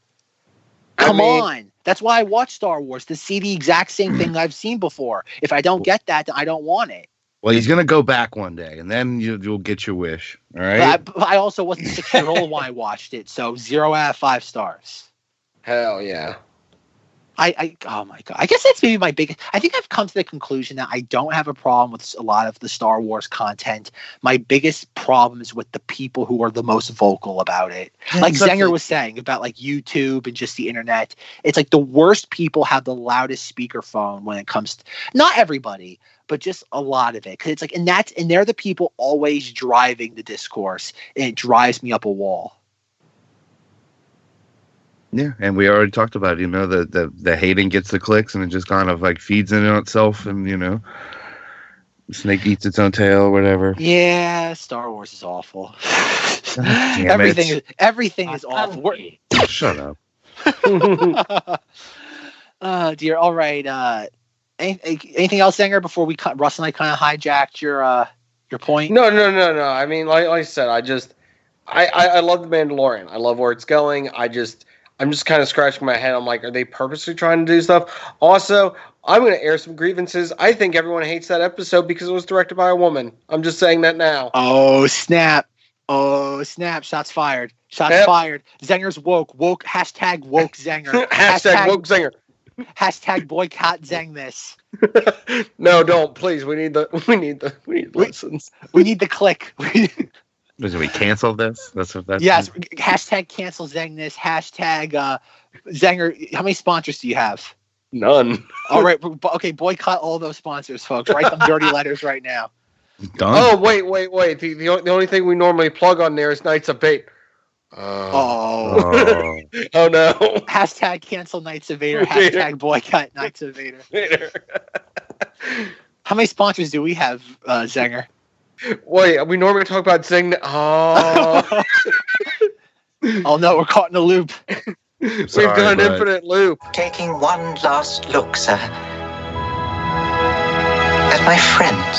All right, it's over. That's it, folks. We're gonna end the podcast right before episode 9. That's it. No We're more gonna Knights end of it Vader. because we create an infinite loop by accident. Yep, it's over. Ah, dear. All right, so I have a Festivus airing a grievance that there's context to this one. I don't know how far I want to get into because this is one of those ones I feel if I do air it, it's going to get us in trouble. Actually, I got 2 of those that if I say them, it's going to get me in trouble. No, this is. I think we're kind of like Russ and Zenger. Tell me if I'm wrong. I kind of feel like we're the Lando administrator of the Cloud City of podcasts. It's like we get left alone for the most part until every once in a while someone shows up on our doorstep and brings the Empire, and then we have to flee and join the rebellion. Right? We're kind of like the Lando of podcasting. And they always arrive here just before you did. And the deal just keeps getting worse and worse all the time. It does. Okay, so here's one that I'm not sure. I think Russ might know this person. Zenger, I don't think knows. I'm not going to say the person's name, so I'm going to give them a very witty alias. It's not going to be witty. It's not going to be witty. It's going to be Nenny Jickelson. I'm not sure if anybody's familiar with the internet personality Nenny Jickelson. Well, actually, this is part Cinemoddities thing. And also, it eventually goes into Star Wars nonsense. Was that back in January for Cinemoddities, I interviewed Matthew Serrano and Dave Ensign about the exploits. Matthew Serrano did a YouTube video called "Please Remain Seated," and it was about the Chief and Hoot and how they explored the Horizons attraction at Epcot over the course of like the mid to late 90s. And in that interview, I asked Dave Ensign about a audio animatronic in the former Wonders of Life Pavilion. Folks, this pays off. Please just bear with me with all this like inside baseball Disney nonsense. And at that time, there was an animatronic from Buzzy. He was part of the Cranium Command ride. And I asked Dave, I'm like, oh, do you know anything about that? And he's like, yeah, like I have a lot of like friends and like former colleagues and stuff that like work in that area. And this is what happened to Buzzy. So in order to create some hype for the interview, I took that like 90-second clip with Dave's permission and I put it to YouTube, and it got like 30,000 views. Whoa. And then, yeah, no, like Rob and I were genuinely shocked about this back in like January. And then Nenny Jickelson, who is a internet personality, made an entire like 25-minute long video about Buzzy and if he was stolen or not. And I watched it because I've watched a couple of her videos, and I'm like, oh wow, like she's probably gonna mention us. This is gonna be a great like shout out. And I watched the whole video, and we weren't mentioned once. And it was like, this is weird. Like, you're trying to give like a comprehensive rundown of like the Find Buzzy like audio animatronic. Why aren't we mentioned here? And then I saw on Twitter her followers were like hounding her, being like, why aren't you mentioning this? And I think if I went through all my text messages with Rob, it's somewhere. I still have it screen capped. She said something like, just because some podcast says something with some people doesn't mean it happened. And it's like, what the hell does that mean? Right, like you're talking to the guy who actually, we're talking to a guy who actually for years snuck onto the, I'm not even joking, the literal next door attraction to where this was. So he is a quasi expert on like sneaking into like defunct attractions. And you're just going to dismiss it. I've seen his video. I know exactly what you're talking about, the whole Buzzy thing too. Yeah, I've watched his videos on that. Exactly. And so Nenny, at that point, I kind of realized Nenny Jickelson was a hack. But this is the part of the story that has nothing to do with me, but it has to do with Star Wars. Was that I think it was sometime during the late spring, maybe it was right after Galaxy's Edge opened. Nenny Jickelson went on Twitter and said, can you, like, I was talking to a cast member working, like while I was at Galaxy's Edge, I was talking to a cast member and they said, we can't, our training says we can't use the word younglings because it's politically incorrect because of what happens to the younglings in Revenge of the Sith. And we'll get into trouble if we use the word. And the moment I heard this, I said, oh, she's lying. This isn't true at all because A, cast members never talk about their training or about their training on duty. That does not happen. That's like a big no-no. You never break character if you're a cast member, especially one is like is immersive as like Galaxy's Edge is. And two, at the one of the restaurants at Galaxy's Edge, there's a dish called youngling chicken fritters or something. And so I'm like, oh, she's lying and she's doing this to get like view, much like Zenger said earlier on, she's doing this to get attention. And she got so much attention from this that Disney actually issued a press release saying, we're not changing the names of anything. Cast members can use the term youngling as much as they want. It's up to their discretion. There's nothing in the training that says that they can't use that word. And then she responded with like a day later, oh, wow, I had no idea the story was just going to blow up. It's not my fault the cast member told me wrong information. And then it's like, What do you mean the cast member told you wrong information? It was a thing that was easily verifiable because it was on, like, A, if you claim you know Disney theme park stuff, you know that cast members don't ever break character. And 2, it was in the goddamn restaurant menu. It's like, so you blatantly could have verified, I'm sorry, you could have easily verified this and chose not to, yet posted on social media. And then when it blew up to the point where Disney actually released a press release, it's like, oh, wow, it's not my fault. And that drove me up a wall. And I went on Reddit and I'm like, why is nobody calling her out for making stuff up? And this is the strangest thing about internet fandoms, is that like people were attacking me being like, it's not her fault someone lied to her. And I'm like, what do you mean somebody lied to her? She's the one, even if the person did make it up, why didn't she verify it before like posting it online? She has like 500,000 YouTube subscribers. There's some level of responsibility there. And it was shocking. Like people, like I'm like, why aren't people calling her out? And everybody on Reddit defended her. Like it was shocking that people are like, it's not her fault, even though it was blatant lying on her part. And it's again, you combine that with the Cinemoddities thing, and it's like, oh, like Zenger said earlier on, these people are hacks. They're doing this to make money. They're not doing it because they like any of this stuff. If they do like it, it's just by coincidence or it's just kind of like dumb luck. But most of these people are just like, they somehow just hijacked the YouTube algorithm and they made a small fortune off of it. And it's like, and the fact that people believe it is shocking. And even more astounding is that people defend it. And that's the part of it I can't wrap my head around. Like, folks, if I ever blatantly lie to you, please do not defend me. Do not sit there again, I don't think that would ever happen. I don't think there's anybody in the Facebook group that would defend me if I started making things up. I don't think there's a single person. I thank God that everybody in the audience is that intelligent. Because I don't defend you when you tell the truth. There you go. Even better. But that's okay. But like, so. Oh wait, that was out loud. But okay, guys, is that like? Am I the weird one here, or is that just par for the course nowadays? No, this sounds awful. There's no accountability. I've heard the story about the youngling thing too. I didn't much like fake news. I never caught the follow up of Disney saying no, youngling is a thing. I do remember hearing that, which is kind of ridiculous. I mean, even just an idea itself. If you think about, you get tons of clips of Yoda saying younglings all the time. There's an innocent side to it too. Just because Anakin did that doesn't mean the term itself is just lost in Star Wars or untouchable now. It's ridiculous. But the thing is that people believed it instantaneously because some rando on YouTube said it. That makes sense. I've seen that meme. Yeah, that's true.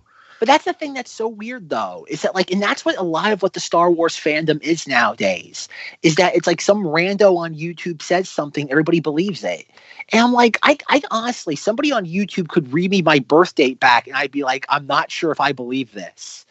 Like, that's like, I don't get why people believe everything. Like, you have so much information at your fingertips. You can verify and corroborate practically any sort of information when it comes to Star Wars. Yet people just swallow the lies. And then the worst part is they defend them. Can we float a fake story this year? Can we make that a part of the goal of the show? And we'll tell people that listen, but we'll try to get a story actually floated. Like, I don't know. Metal bikinis won't be allowed at Celebration this year. You can just float that out there. A little bit of documenting. You know, I'm a vendor. I was also told to have this sign up, and let's float out some fake news out there. Come on, guys. Oh, that's okay. Excuse me, gentlemen. Can I segue into another Festivus grievance? This actually ties in perfectly. Sure. All right, perfect. All right, this one actually is somewhat documented. A few months ago, I was on John Justice's My Nerd World. Zenger, do you want to give him the plug? Oh, go for it. No, I want you to give him the plug. Oh, you're the fan. You're the biggest fan so far of a lot of us. I'm the biggest fan so far of a lot of us of his book Embark, Treasure in Darkness. Get it now on Audible. This is the way. Thank you. And I should have said, man, I missed an opportunity earlier to say to use the slogan from that book earlier, so I feel bad. Zenger, I want you to try to convince John to name the third book or give it the subtitle of Embark with a Vengeance. I want the third book to be Embark 3, Embark with a Vengeance. I'll see what I can do. You got. I don't know how much sway I have in this situation, but you got to try. That's what I want. I've been trying to. You know what I'll tell him? I'll be like, you should name it Revengeance. No, it has to follow the Die Hard model. I've No, told it could John be that- 3 Thrimbark. Just that he is a 3. And then if he argues me, I'll be like, for a reason, John, for a reason. That's what folks. That's gonna be our petition we're gonna do for next year. Get Embark 3 subtitled to be Embark with a Vengeance. And then the fourth book has to be called then a Live Free or Embark, and the fifth book has to be A Good Day to Embark. It has to follow the Die Hard model. No movie series has a better like sequential like naming system than Die Hard. Die Hard, Die Hard 2, Die Harder, Die Hard with a Vengeance, Live Free or Die Hard, A Good Day to Die Hard. And I'm so glad that if there's only one positive to Disney buying Fox is that they canceled like the 6th film, which is going to be called John McClane. Every Die Hard film has to have that title. It's kind of like the original Fantastic Beast. We have Fantastic Beasts and Where to Find Them, Fantastic Beasts 2, The Crimes of Grindelwald, which was my original title for Embark 2 that I wanted. I want Embark 2. Crimes of Grindelwald, franchise. Yes, that's what every movie needs. The second title thing has to be The Crimes of Blank. Or insert the character here that you're choosing. The most ridiculous name you can make up, please. More so than Grindelwald? That's a tough one. No, but getting to my point though is that when I was with I was on John's podcast, he graciously had me on, and we were talking about some leaks from oh my god! Hold on, wait. There's a comic called A Million Ways to Die Hard. Is there really? Sorry, I was looking it up, and there's apparently the novels The Detective, Nothing Lasts Forever, and 58 Minutes. There's a comic called Die Hard Year One, because of course, and then there's another comic apparently called A Million Ways to Die Hard, which doesn't sound right when I say it out loud. See, John, Zenger's doing the legwork for us. He's trying to see if the copyright's been taken. I'm checking on it for you, man. No, the point being is that when I was with John, he asked me some questions about a leaker of Star Wars information. Unlike Nenny Jickelson, I'm not going to give this person a cute name because you'd be able to figure it out even easier than that one. So, but what happened though, like John and I were talking, and in the interview, like I think it's fair to say that my nerd world has a larger audience than Knights of Vader, and we were talking about this leaker, and I'm like, I'm just very skeptical of this person. I'm like, everything they've said, like it feels weird. And then after it was done, this person like DMs me on Twitter and is like, why are you saying these things about me? I'm like, I didn't say anything. And I'm like, I didn't say anything about you. I said that like I was skeptical of your information. I didn't call you a liar. I didn't say you're making anything up. I just said I just felt unsure of what you're saying. And the guy would not stop DMing me for hours until eventually I'm like, dude, what do you want me to tell you that you'll go away? And like it just kept happening. And I'm like it's such a that sounds like somebody believable. That sounds like something they would do, right? It's just so weird though. I kept asking him, I'm like, guy, like I'm just some random internet person talking about Star Wars. Why do you care about my opinion? I didn't make anything up about you. I just said I found your scoop a little peculiar. And he would not, for hours, he kept like messaging me. He wouldn't stop. And I remember being like, it's like, that's what the Star Wars fandom is. And Zenger knows the story as to why the podcast is no longer called the Star Wars Junk Podcast. It's like, it's part of that. Many reasons. It's many reasons, but it ultimately comes down to like one reason, one specific group actually. And it's just like the Star Wars fan base. Oh, sorry. The professional Star Wars fan base really is like the ultimate most isolate. Like it is the like wretched hive of scum and villainy. It's just like, it's all these people that are just out to make a buck off people's love of Star Wars. Yeah. And that's kind of like the ultimate thing that kind of like really turns me off about Star Wars. Because I think Rob and I have talked about it. This week's like episode of Cinemoddities, we spent 3 hours talking about a Disney sing-along songs, Disneyland Fun. We generally spent 3 hours talking about like a 28-minute long kids video.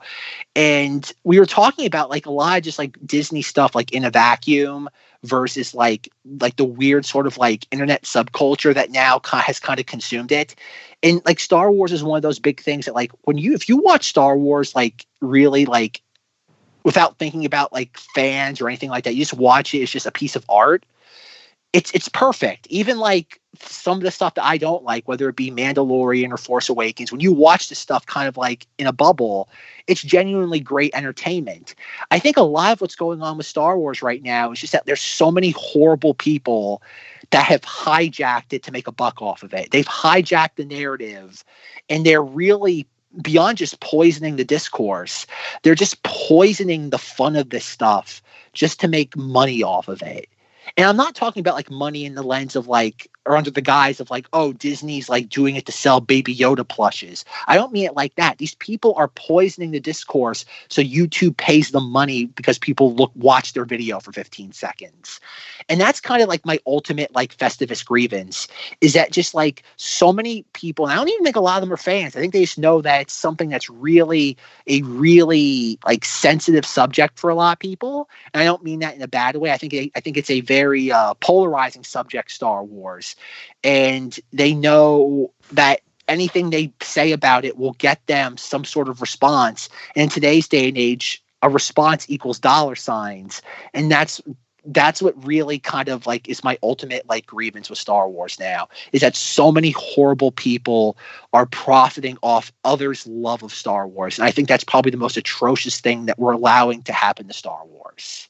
Shut it down. Shut it all down. Disney, just get these guys. No, I know we can't do that, but man, I agree. It is the worst. It's such a weird thing to imagine that the whole idea of making money off of fandom to begin with, but then to turn it into on hating fandom. Of course, it fits perfectly. It makes sense, but yeah, atrocious, and it makes every discourse that you would ever want to have, no matter where you are. It seems if you just want to even talk about Star Wars, that toxicity can leak in really easily. That's what I mean. Like, and that's kind of the thing that's like, I forget who it was. Somebody, some internet famous person on Twitter was like, oh, like I love The Mandalorian. For the first time in 3 years, I can talk about Star Wars and not worry about somebody yelling at me. And it's like, that's the thing though, is that like, that's what we have to be afraid of. Like, I go on somebody else's podcast, say a scoop person, I found their scoop a little peculiar, and I have to spend 2 hours of a guy harassing me, being like, why'd you say these things about me? And I'm like, I didn't say anything about you. I said you can do whatever you want. I said you could be right, you could be wrong. I never said he should be deplatformed. I just said I found your information a little odd, and he wouldn't stop. And then even going back to why the podcast name changed, that's another thing too. Is that like, if you want to have a podcast, you have to be weary of the fact that there's a group of people out there that are going to threaten you because they don't like certain people you're associated with. And that's the thing that bothers me about Star Wars, is that the movies are great, like Force Awakens, Mandalorian, all of it. It's all great in the sense of entertainment. But it's the problem is that, like, you, again, not to repeat myself, but there's so many grifters out there. And like Russ said, how do you get rid of the like? How do we kind of like, much like Minox on the Millennium Falcon? How do we get rid of the grifters? There's no way. I don't know how you could I mean, that's just they have the freedom to do that, of course, and I guess we have the freedom to do this style too. It's just, man, maybe people just gotta like vote with their bucks, man. Like, stop giving into all that crap, you know. I know a lot of it's hard to ignore sometimes, just to hate watch things, and hate watching is the thing that exists too. So I don't know, man. Yeah, it's just it's just disheartening as a Star Wars fan. It's like it's weird enough, like all the content that's Disney's putting out all of a sudden, but then you have this weird sort of just like parallel universe to it all of people that just are just like, again, it's not even rabid. Rabid's not even the right word for it. It's just people who just want to attack. They just want to attack everybody and anything that gets in their way when it has the word Star and Wars in the title. And it's like, why? It's like, I can't imagine doing that with anything in my life. I don't care whether I love it or hate it. There's a lot of elitism behind it too. It's definitely these people definitely know better than even the man himself who created it all. And that's one of the, you know, most disgusting things about it. It's all people sitting there just trying to be I'm the biggest fan, and damn it, no one else can be a bigger fan than me. True. Well, I guess my final question is that, like, how much of this too is artificial, in the sense of like I mentioned earlier about certain like YouTube personalities, like, I can't honestly believe that there's 500,000 people on this earth that care about like people talking about an animatronic disappearing. I just can't believe that. Like, I don't think you could. I honestly don't think you could fill a phone booth with the amount of people who genuinely care about a Disney animatronic. You would be surprised, man. Yeah, I don't know. People do care about weird stuff like that. I definitely see the niche there. I don't doubt that there's like a super subset of people that find that sort of thing interesting. But like to have a video about such a like esoteric topic as that get like 500,000 views on YouTube, how much of that is also artificial traffic? Like, that's another thing. Okay, I have another grievance. Okay, that's not the last grievance. This is another thing. Was that like every once in a while, it's never the last grievance. It's never the last grievance. Remember, folks, every day is Festivus when I'm on the podcast, and so every once in a while I'll go through like Apple Podcasts to see like where Knights of Vader is ranked when you like type in certain like keywords or buzzwords about Star Wars, and like every like week or 2 weeks I do this and I see where Knights of Vader is. Yeah, I always see a bunch of like new podcasts, and again, Zenger and Rus both being in the podcasting game longer than I have. This thing I noticed is like there's podcasts that have just like started like, I don't know, 2 weeks ago. They'll have 2 episodes out. One episode's like the trailer episode where it's like 90 seconds long, and the next episode's like, I don't know, 14 minutes long, and it already has like 95 5-star reviews. And it's like, I love every episode of the show. I've listened to all 35 of their episodes. And it's like, that's funny. I've only count 2. And so my question is, how much of this stuff on the internet is just like artificial traffic? How much of it's either just bots or people paying for the artificial like attention? Look, some people are going to give into that bots thing, man. I've thought about it recently. I saw that you can't, it's hard like on Instagram to post like links to, to actually have links to your show. So you have an Instagram for your show page. But I found out that you can do it when you get to 10,000 followers. And I was like, well, just go buy some bots. And I thought about like, no, actually don't do that. That's terrible. But that pressure is there, I think, to be able to reach that next level. And yeah, man, people are buying bots like crazy. That stuff's cheap, probably. That's why I wondered. So, like, when you do have these people who have like a big following, I wonder, it's like warm bodies, is it behind them? And that's what makes me wonder, is that like going back to the audio animatronic thing, it's like, I don't think if you sat there outside Disney World with a pen and paper and say, excuse me, do you care about the missing animatronic? You'd be lucky if you got 3 people to sign that petition. Like, that's what I mean, though. Like, don't get me wrong. I think it's like a headline. It's a fun, like, oh, what does that mean? Like, Disney animatronic missing. I thought those things weighed like half a ton. How did they go missing? Like, it's more of like a weird headline or like an oddity headline. But to like watch like a 30-minute long video, I don't think that exists. I don't think there's that much of interest in that. It's too niche of a topic. I think, again, not to be that specific, but I think the same thing goes for like Star Wars and like how we've been saying for like years now, is that I think the majority of the Star Wars fan base is that silent majority. It's those people who think about Star Wars twice a year when they buy their ticket, when they walk out of the theater, and then that's it until the next movie comes out or until the next like Baby Yoda or next best like zeitgeist moment. And I think that's really what it is. I think this like rabid Star Wars fan base is like super inflated to the point where like I think it's only a handful of people controlling all this stuff. And I know Zenger and a couple people gave me some flack for this. It was kind of like my thing of saying that there's this weird sort of like clandestine organization against Star Wars. Again, maybe I was wrong for making it sound very James Bond-esque. But I do think that like there is this organized movement against Star Wars, but I think it's only a handful of people, and I think a lot of it's just this kind of like paper army of soldiers. Rus. Hey, Rus. Yes. Is he talking about the secret cabal again?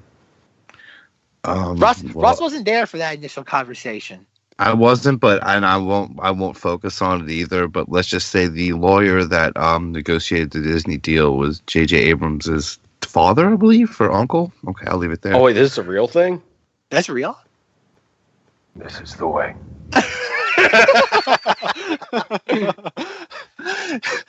Yeah, let's just say Spielberg, his dad. Maybe a coup happened. We don't know yet. Oh boy! All right, gentlemen. Do we? Okay, I think this year, do we have any more grievances to air? Or I think when it comes to the feats of strength, we defeated ourselves. Did we? Did we all defeat ourselves? All right, who's winning the feats of strength this year? Who's getting pinned down? I pinned myself down. I kind of have myself like in a weird sort of like, you ever seen that Monty Python skit with like Graham Chapman? He's like sitting there like fighting himself. That's me. I'm fighting myself in the ring. It's up to Rus and Zenger. I will say yes. You are definitely down. I'm just making sure no one else jumps on as you take yourself out of the game. And where does that leave you, Zenger? I need to kill the rest of this tall boy.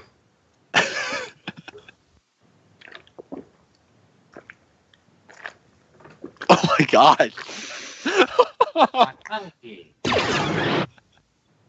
Don't make me laugh while I'm drinking it. It's going to come out my nose. No. Dang, I opened this at the beginning of the podcast, and I think I took a sip. Was it like lukewarm Was now? it the bottom of a bottle of John Barleycorn? Okay. Russ, do you have any grievances? I don't remember. Have you said any? Yeah, I got my grievance out. I'm my soul is clear now. I'm good. What's that feel like, can I Russ? put a grievance on Taco Bell maybe for me messing up and having that for lunch, and that's why I was asleep for 6 hours? You know what? I've got a grievance for that too. So yes, go ahead.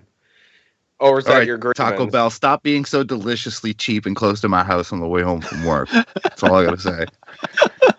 Taco Bell, McDonald's, and one more last grievance if we're staying on these places. And McDonald's, you could have done better with those is ending toys. All right, Rise of Skywalker. Oh, they released those? Okay, what they're gonna be is they're like these little, I'm not sure what to think of them. They look like little keychains of characters, but there's some kind of little hologram or something inside each of them. Oh, I didn't even know that was out yet. I gotta look into this. I've seen like a Portuguese or the Brazilian box thing, but all of them are out. But they project, they're like a little keychain thing, and I think they have some kind of hologram involved. But there's 4 unique holograms, so the chances of getting every one, there's like 16 of them, and there's 4 different things. So there's like 64 different ones, possibly combinations, maybe more. And they could have done better on it. That's it. All right, so I can air my fast food grievances, apparently. Yes.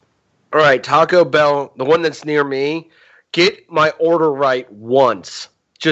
I have never been in a vehicle getting food from there where they have not screwed up someone's order and taken 15 minutes to get it to you.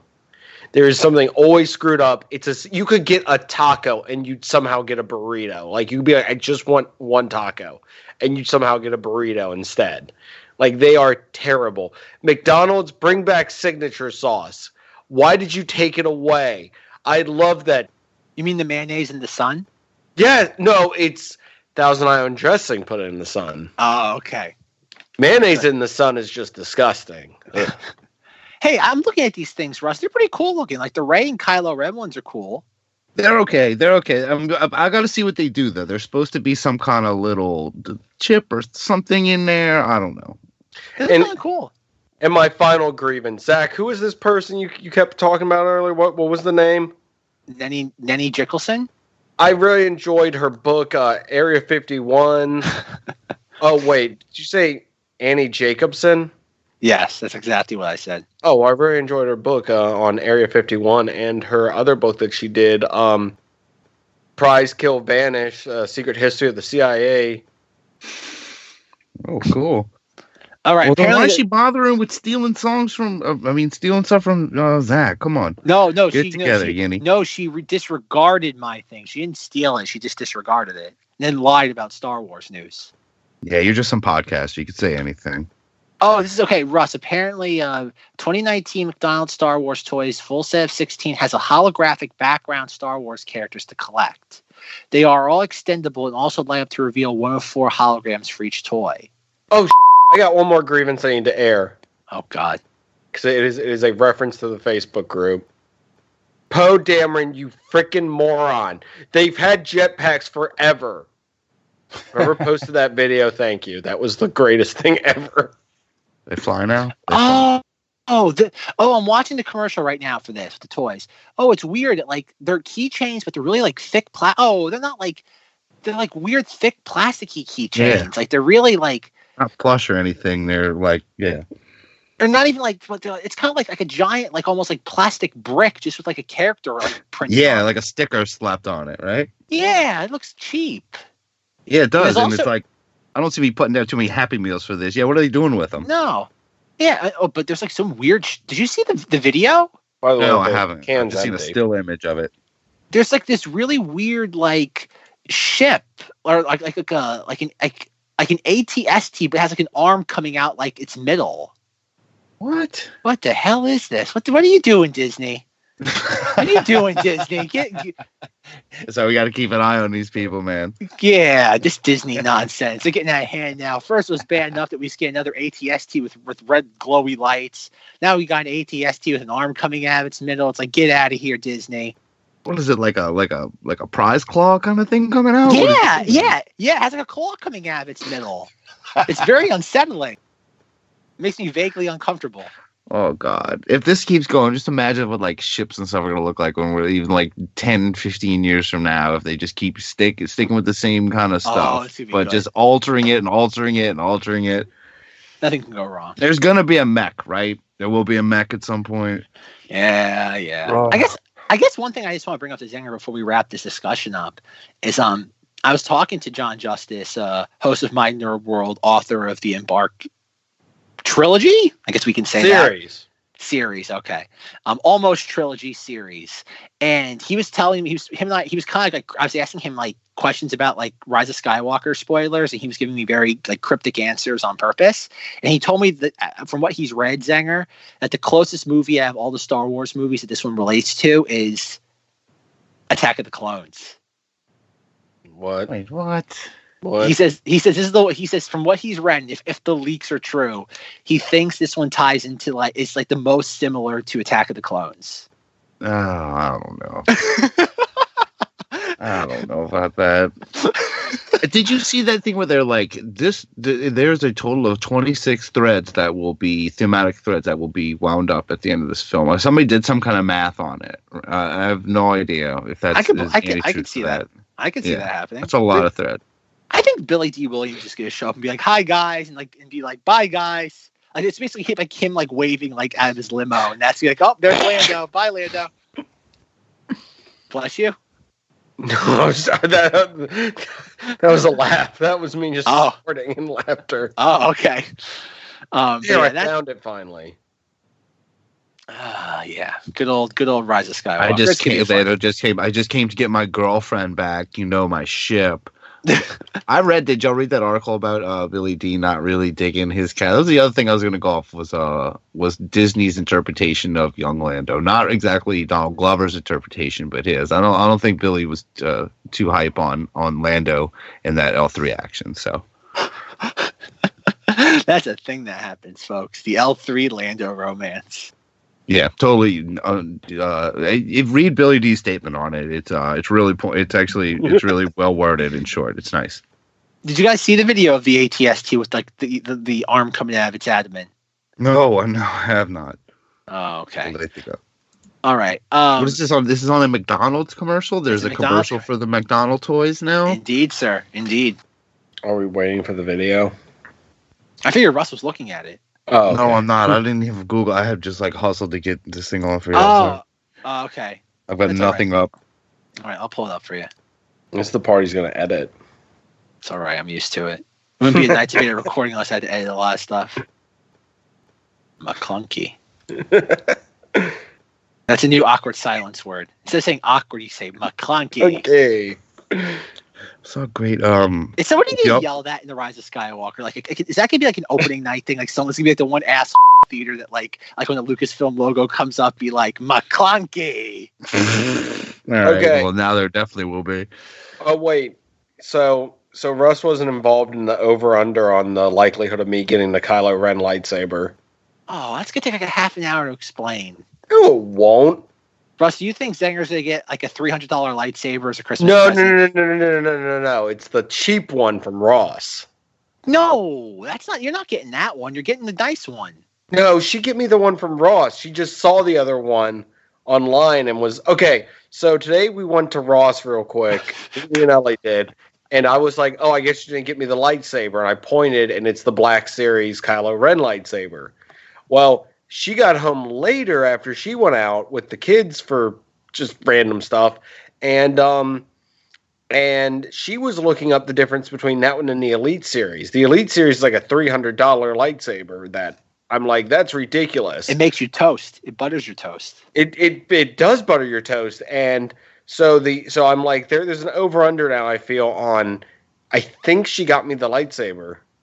The one from Ross. Nice. Cool. Which is the one that does not have the detachable blades. Which I kind of told her, I'm like, between the two of them, I think if I had a $300 one, I'd be scared to do anything with it. Yeah, no, right. That's just a display thing, man. I'd be nervous too. So we're seeing what the over-under is on that. But I also, to another side note, I am getting the ATST from the Mando one. Yes, the Mando Lego one that comes with the Mando figure. Oh, nice. I know that because I was right there when she bought it, and then she's like, "Didn't you want the A-wing too?" And she goes, "That thing looks lame." So A-wing comes with what's his face? It does, and I pointed that out Wexley. too. Yes, it comes with Snap Wexley. She just stared at me and she goes, "That one's kind of lame." Did you want the Batmobile? And I'm like, "Yes." And then she's like, "Okay." Yeah, I was surprised by that too. I was like, "Is this dude really flying an A-wing in this?" We've been promised now. So yeah, we're Snap is back. I got some X-wing, some A-wings, guys. I found these A-wings. They're super old. Yeah. Well, thank you, Snap. So did you get the thing pulled up you needed? I wouldn't. I'm gonna try again, but it wasn't loading before. I don't know what the hell I was doing. Don't worry about it, man. for some reason, my Internet Explorer wouldn't pull up. I don't know what the hell's wrong with my computer right now. It did this like a week or so ago. Here we go. There it is. What? I'm uncomfortable. What the hell? Did you post it somewhere? No, it's in the Skype thing. Oh, it's in Skype? Yeah, Zenger, just watch. Watch my. You can't see my screen? Hold on. No, I'm not on the right thing. That's really like aliens looking. That's a mess. That thing is a mess. It's hard to tell what's going on with it. What is that? Best Star Wars ever. Kids are smiling when they see it. All right, yeah, we'll keep going. I got to see what the payoff is. Oh, it's my favorite vehicle. The claw monster. So someone just took a claw machine and stuck it to an ATST? All right. What is the point of that? It looks excavating here or something. The only thing I can think of is it puts its hands down and launches itself into the air. The dad was 3PO. Wait, I'm kidding. What a weird commercial that was. I can't wait to get my Daft Punk toy.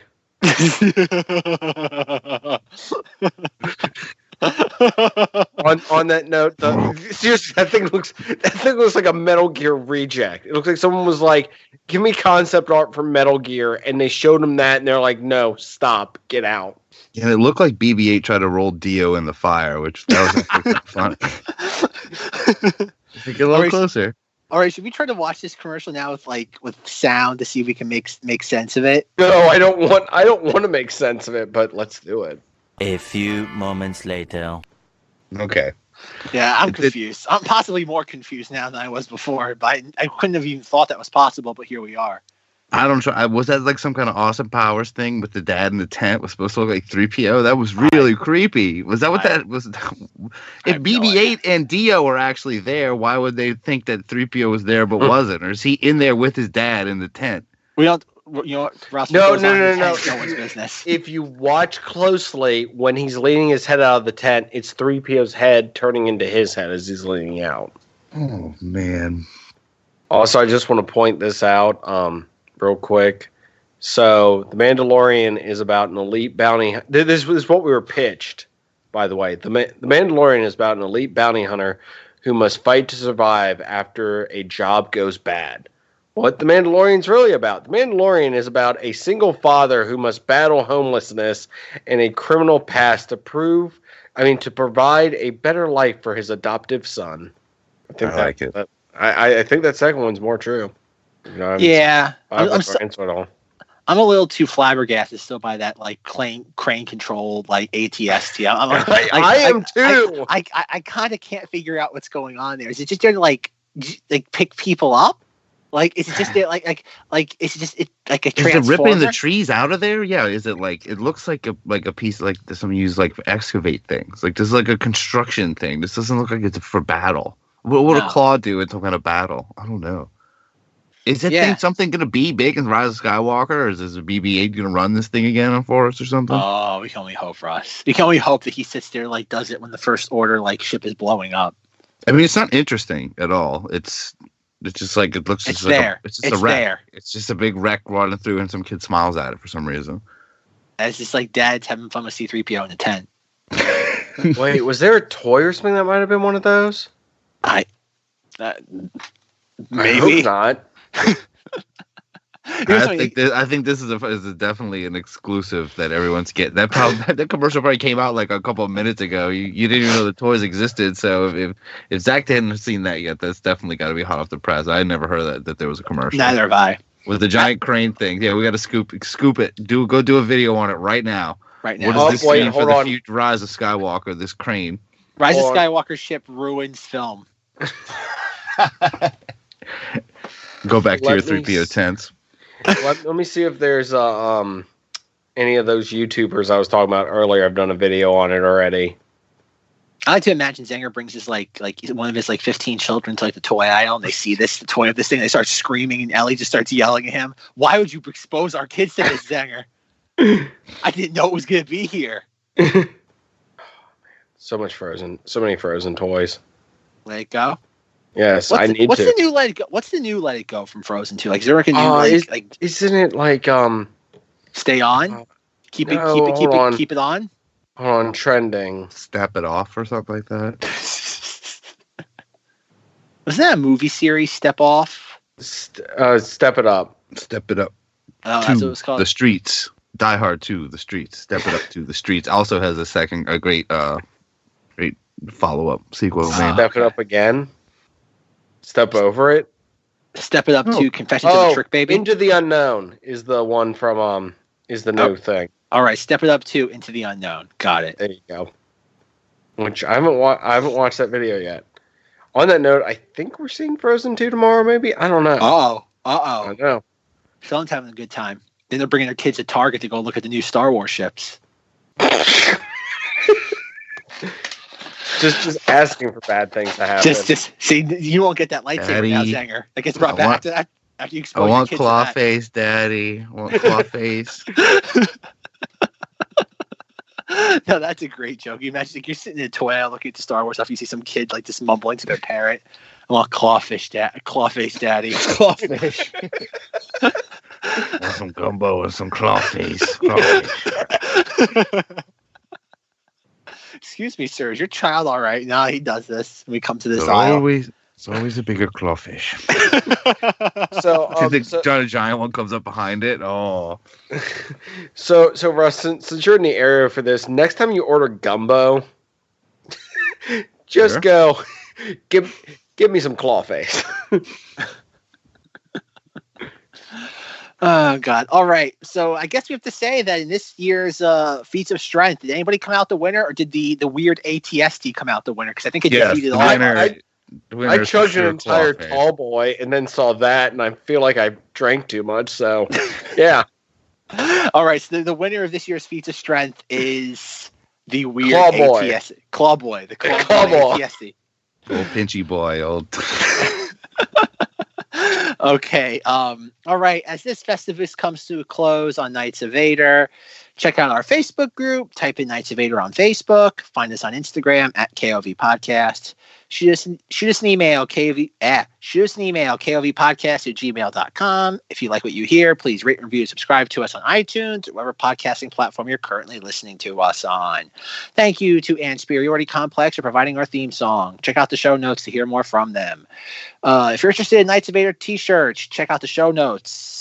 You won't regret it. For questions, comments, concerns, or snide remarks, contact me, Zack, on Twitter at Cinemoddities.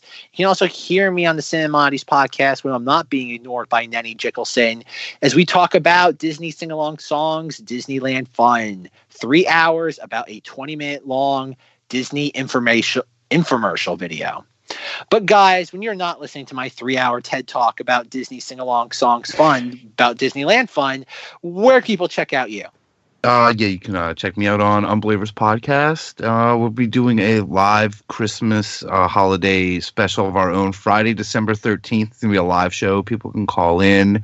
And, yeah, check it out. 7:30 Eastern. Just we'll be posting about it. So check that out retroactively in the past. Wait, would it be in the past? When's this episode come out, Zach? Thursday. Probably. Yeah, right. Oh, okay. Okay. So tomorrow night. Yeah, there you go. Sorry, I was like, I don't remember when we said we were putting this episode out, so that might be relevant too. Check out ZengThis, my podcast where I talk about nerdy stuff weekly with Ellie with maybe Ellie again and my co-host Eric as we navigate the world of nerddom every week. Eric, Zenger's unofficial second wife. Actually, honestly, we have been confused for each other multiple times because we do vaguely look alike. And with Zenger's unofficial doppelganger, Eric. There you go. Oh, boy. Alrighty, folks. Good night, but not goodbye. And as always, remember Alderaan! Down with the Empire! Thank you, Luke.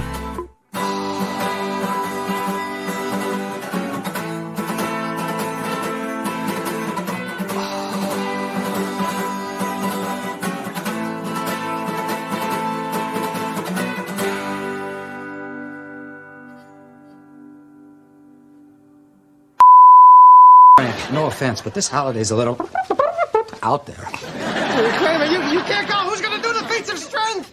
How about George? Good thinking, Cougar. Until you pin me, George, Festivus is not over. Oh, please, somebody stop this. Let's rumble! I think you can take him, Georgie. Hey, come on, be sensible. Stop crying and fight your father. Ow! Oh, I got it! This is the best Festivus ever!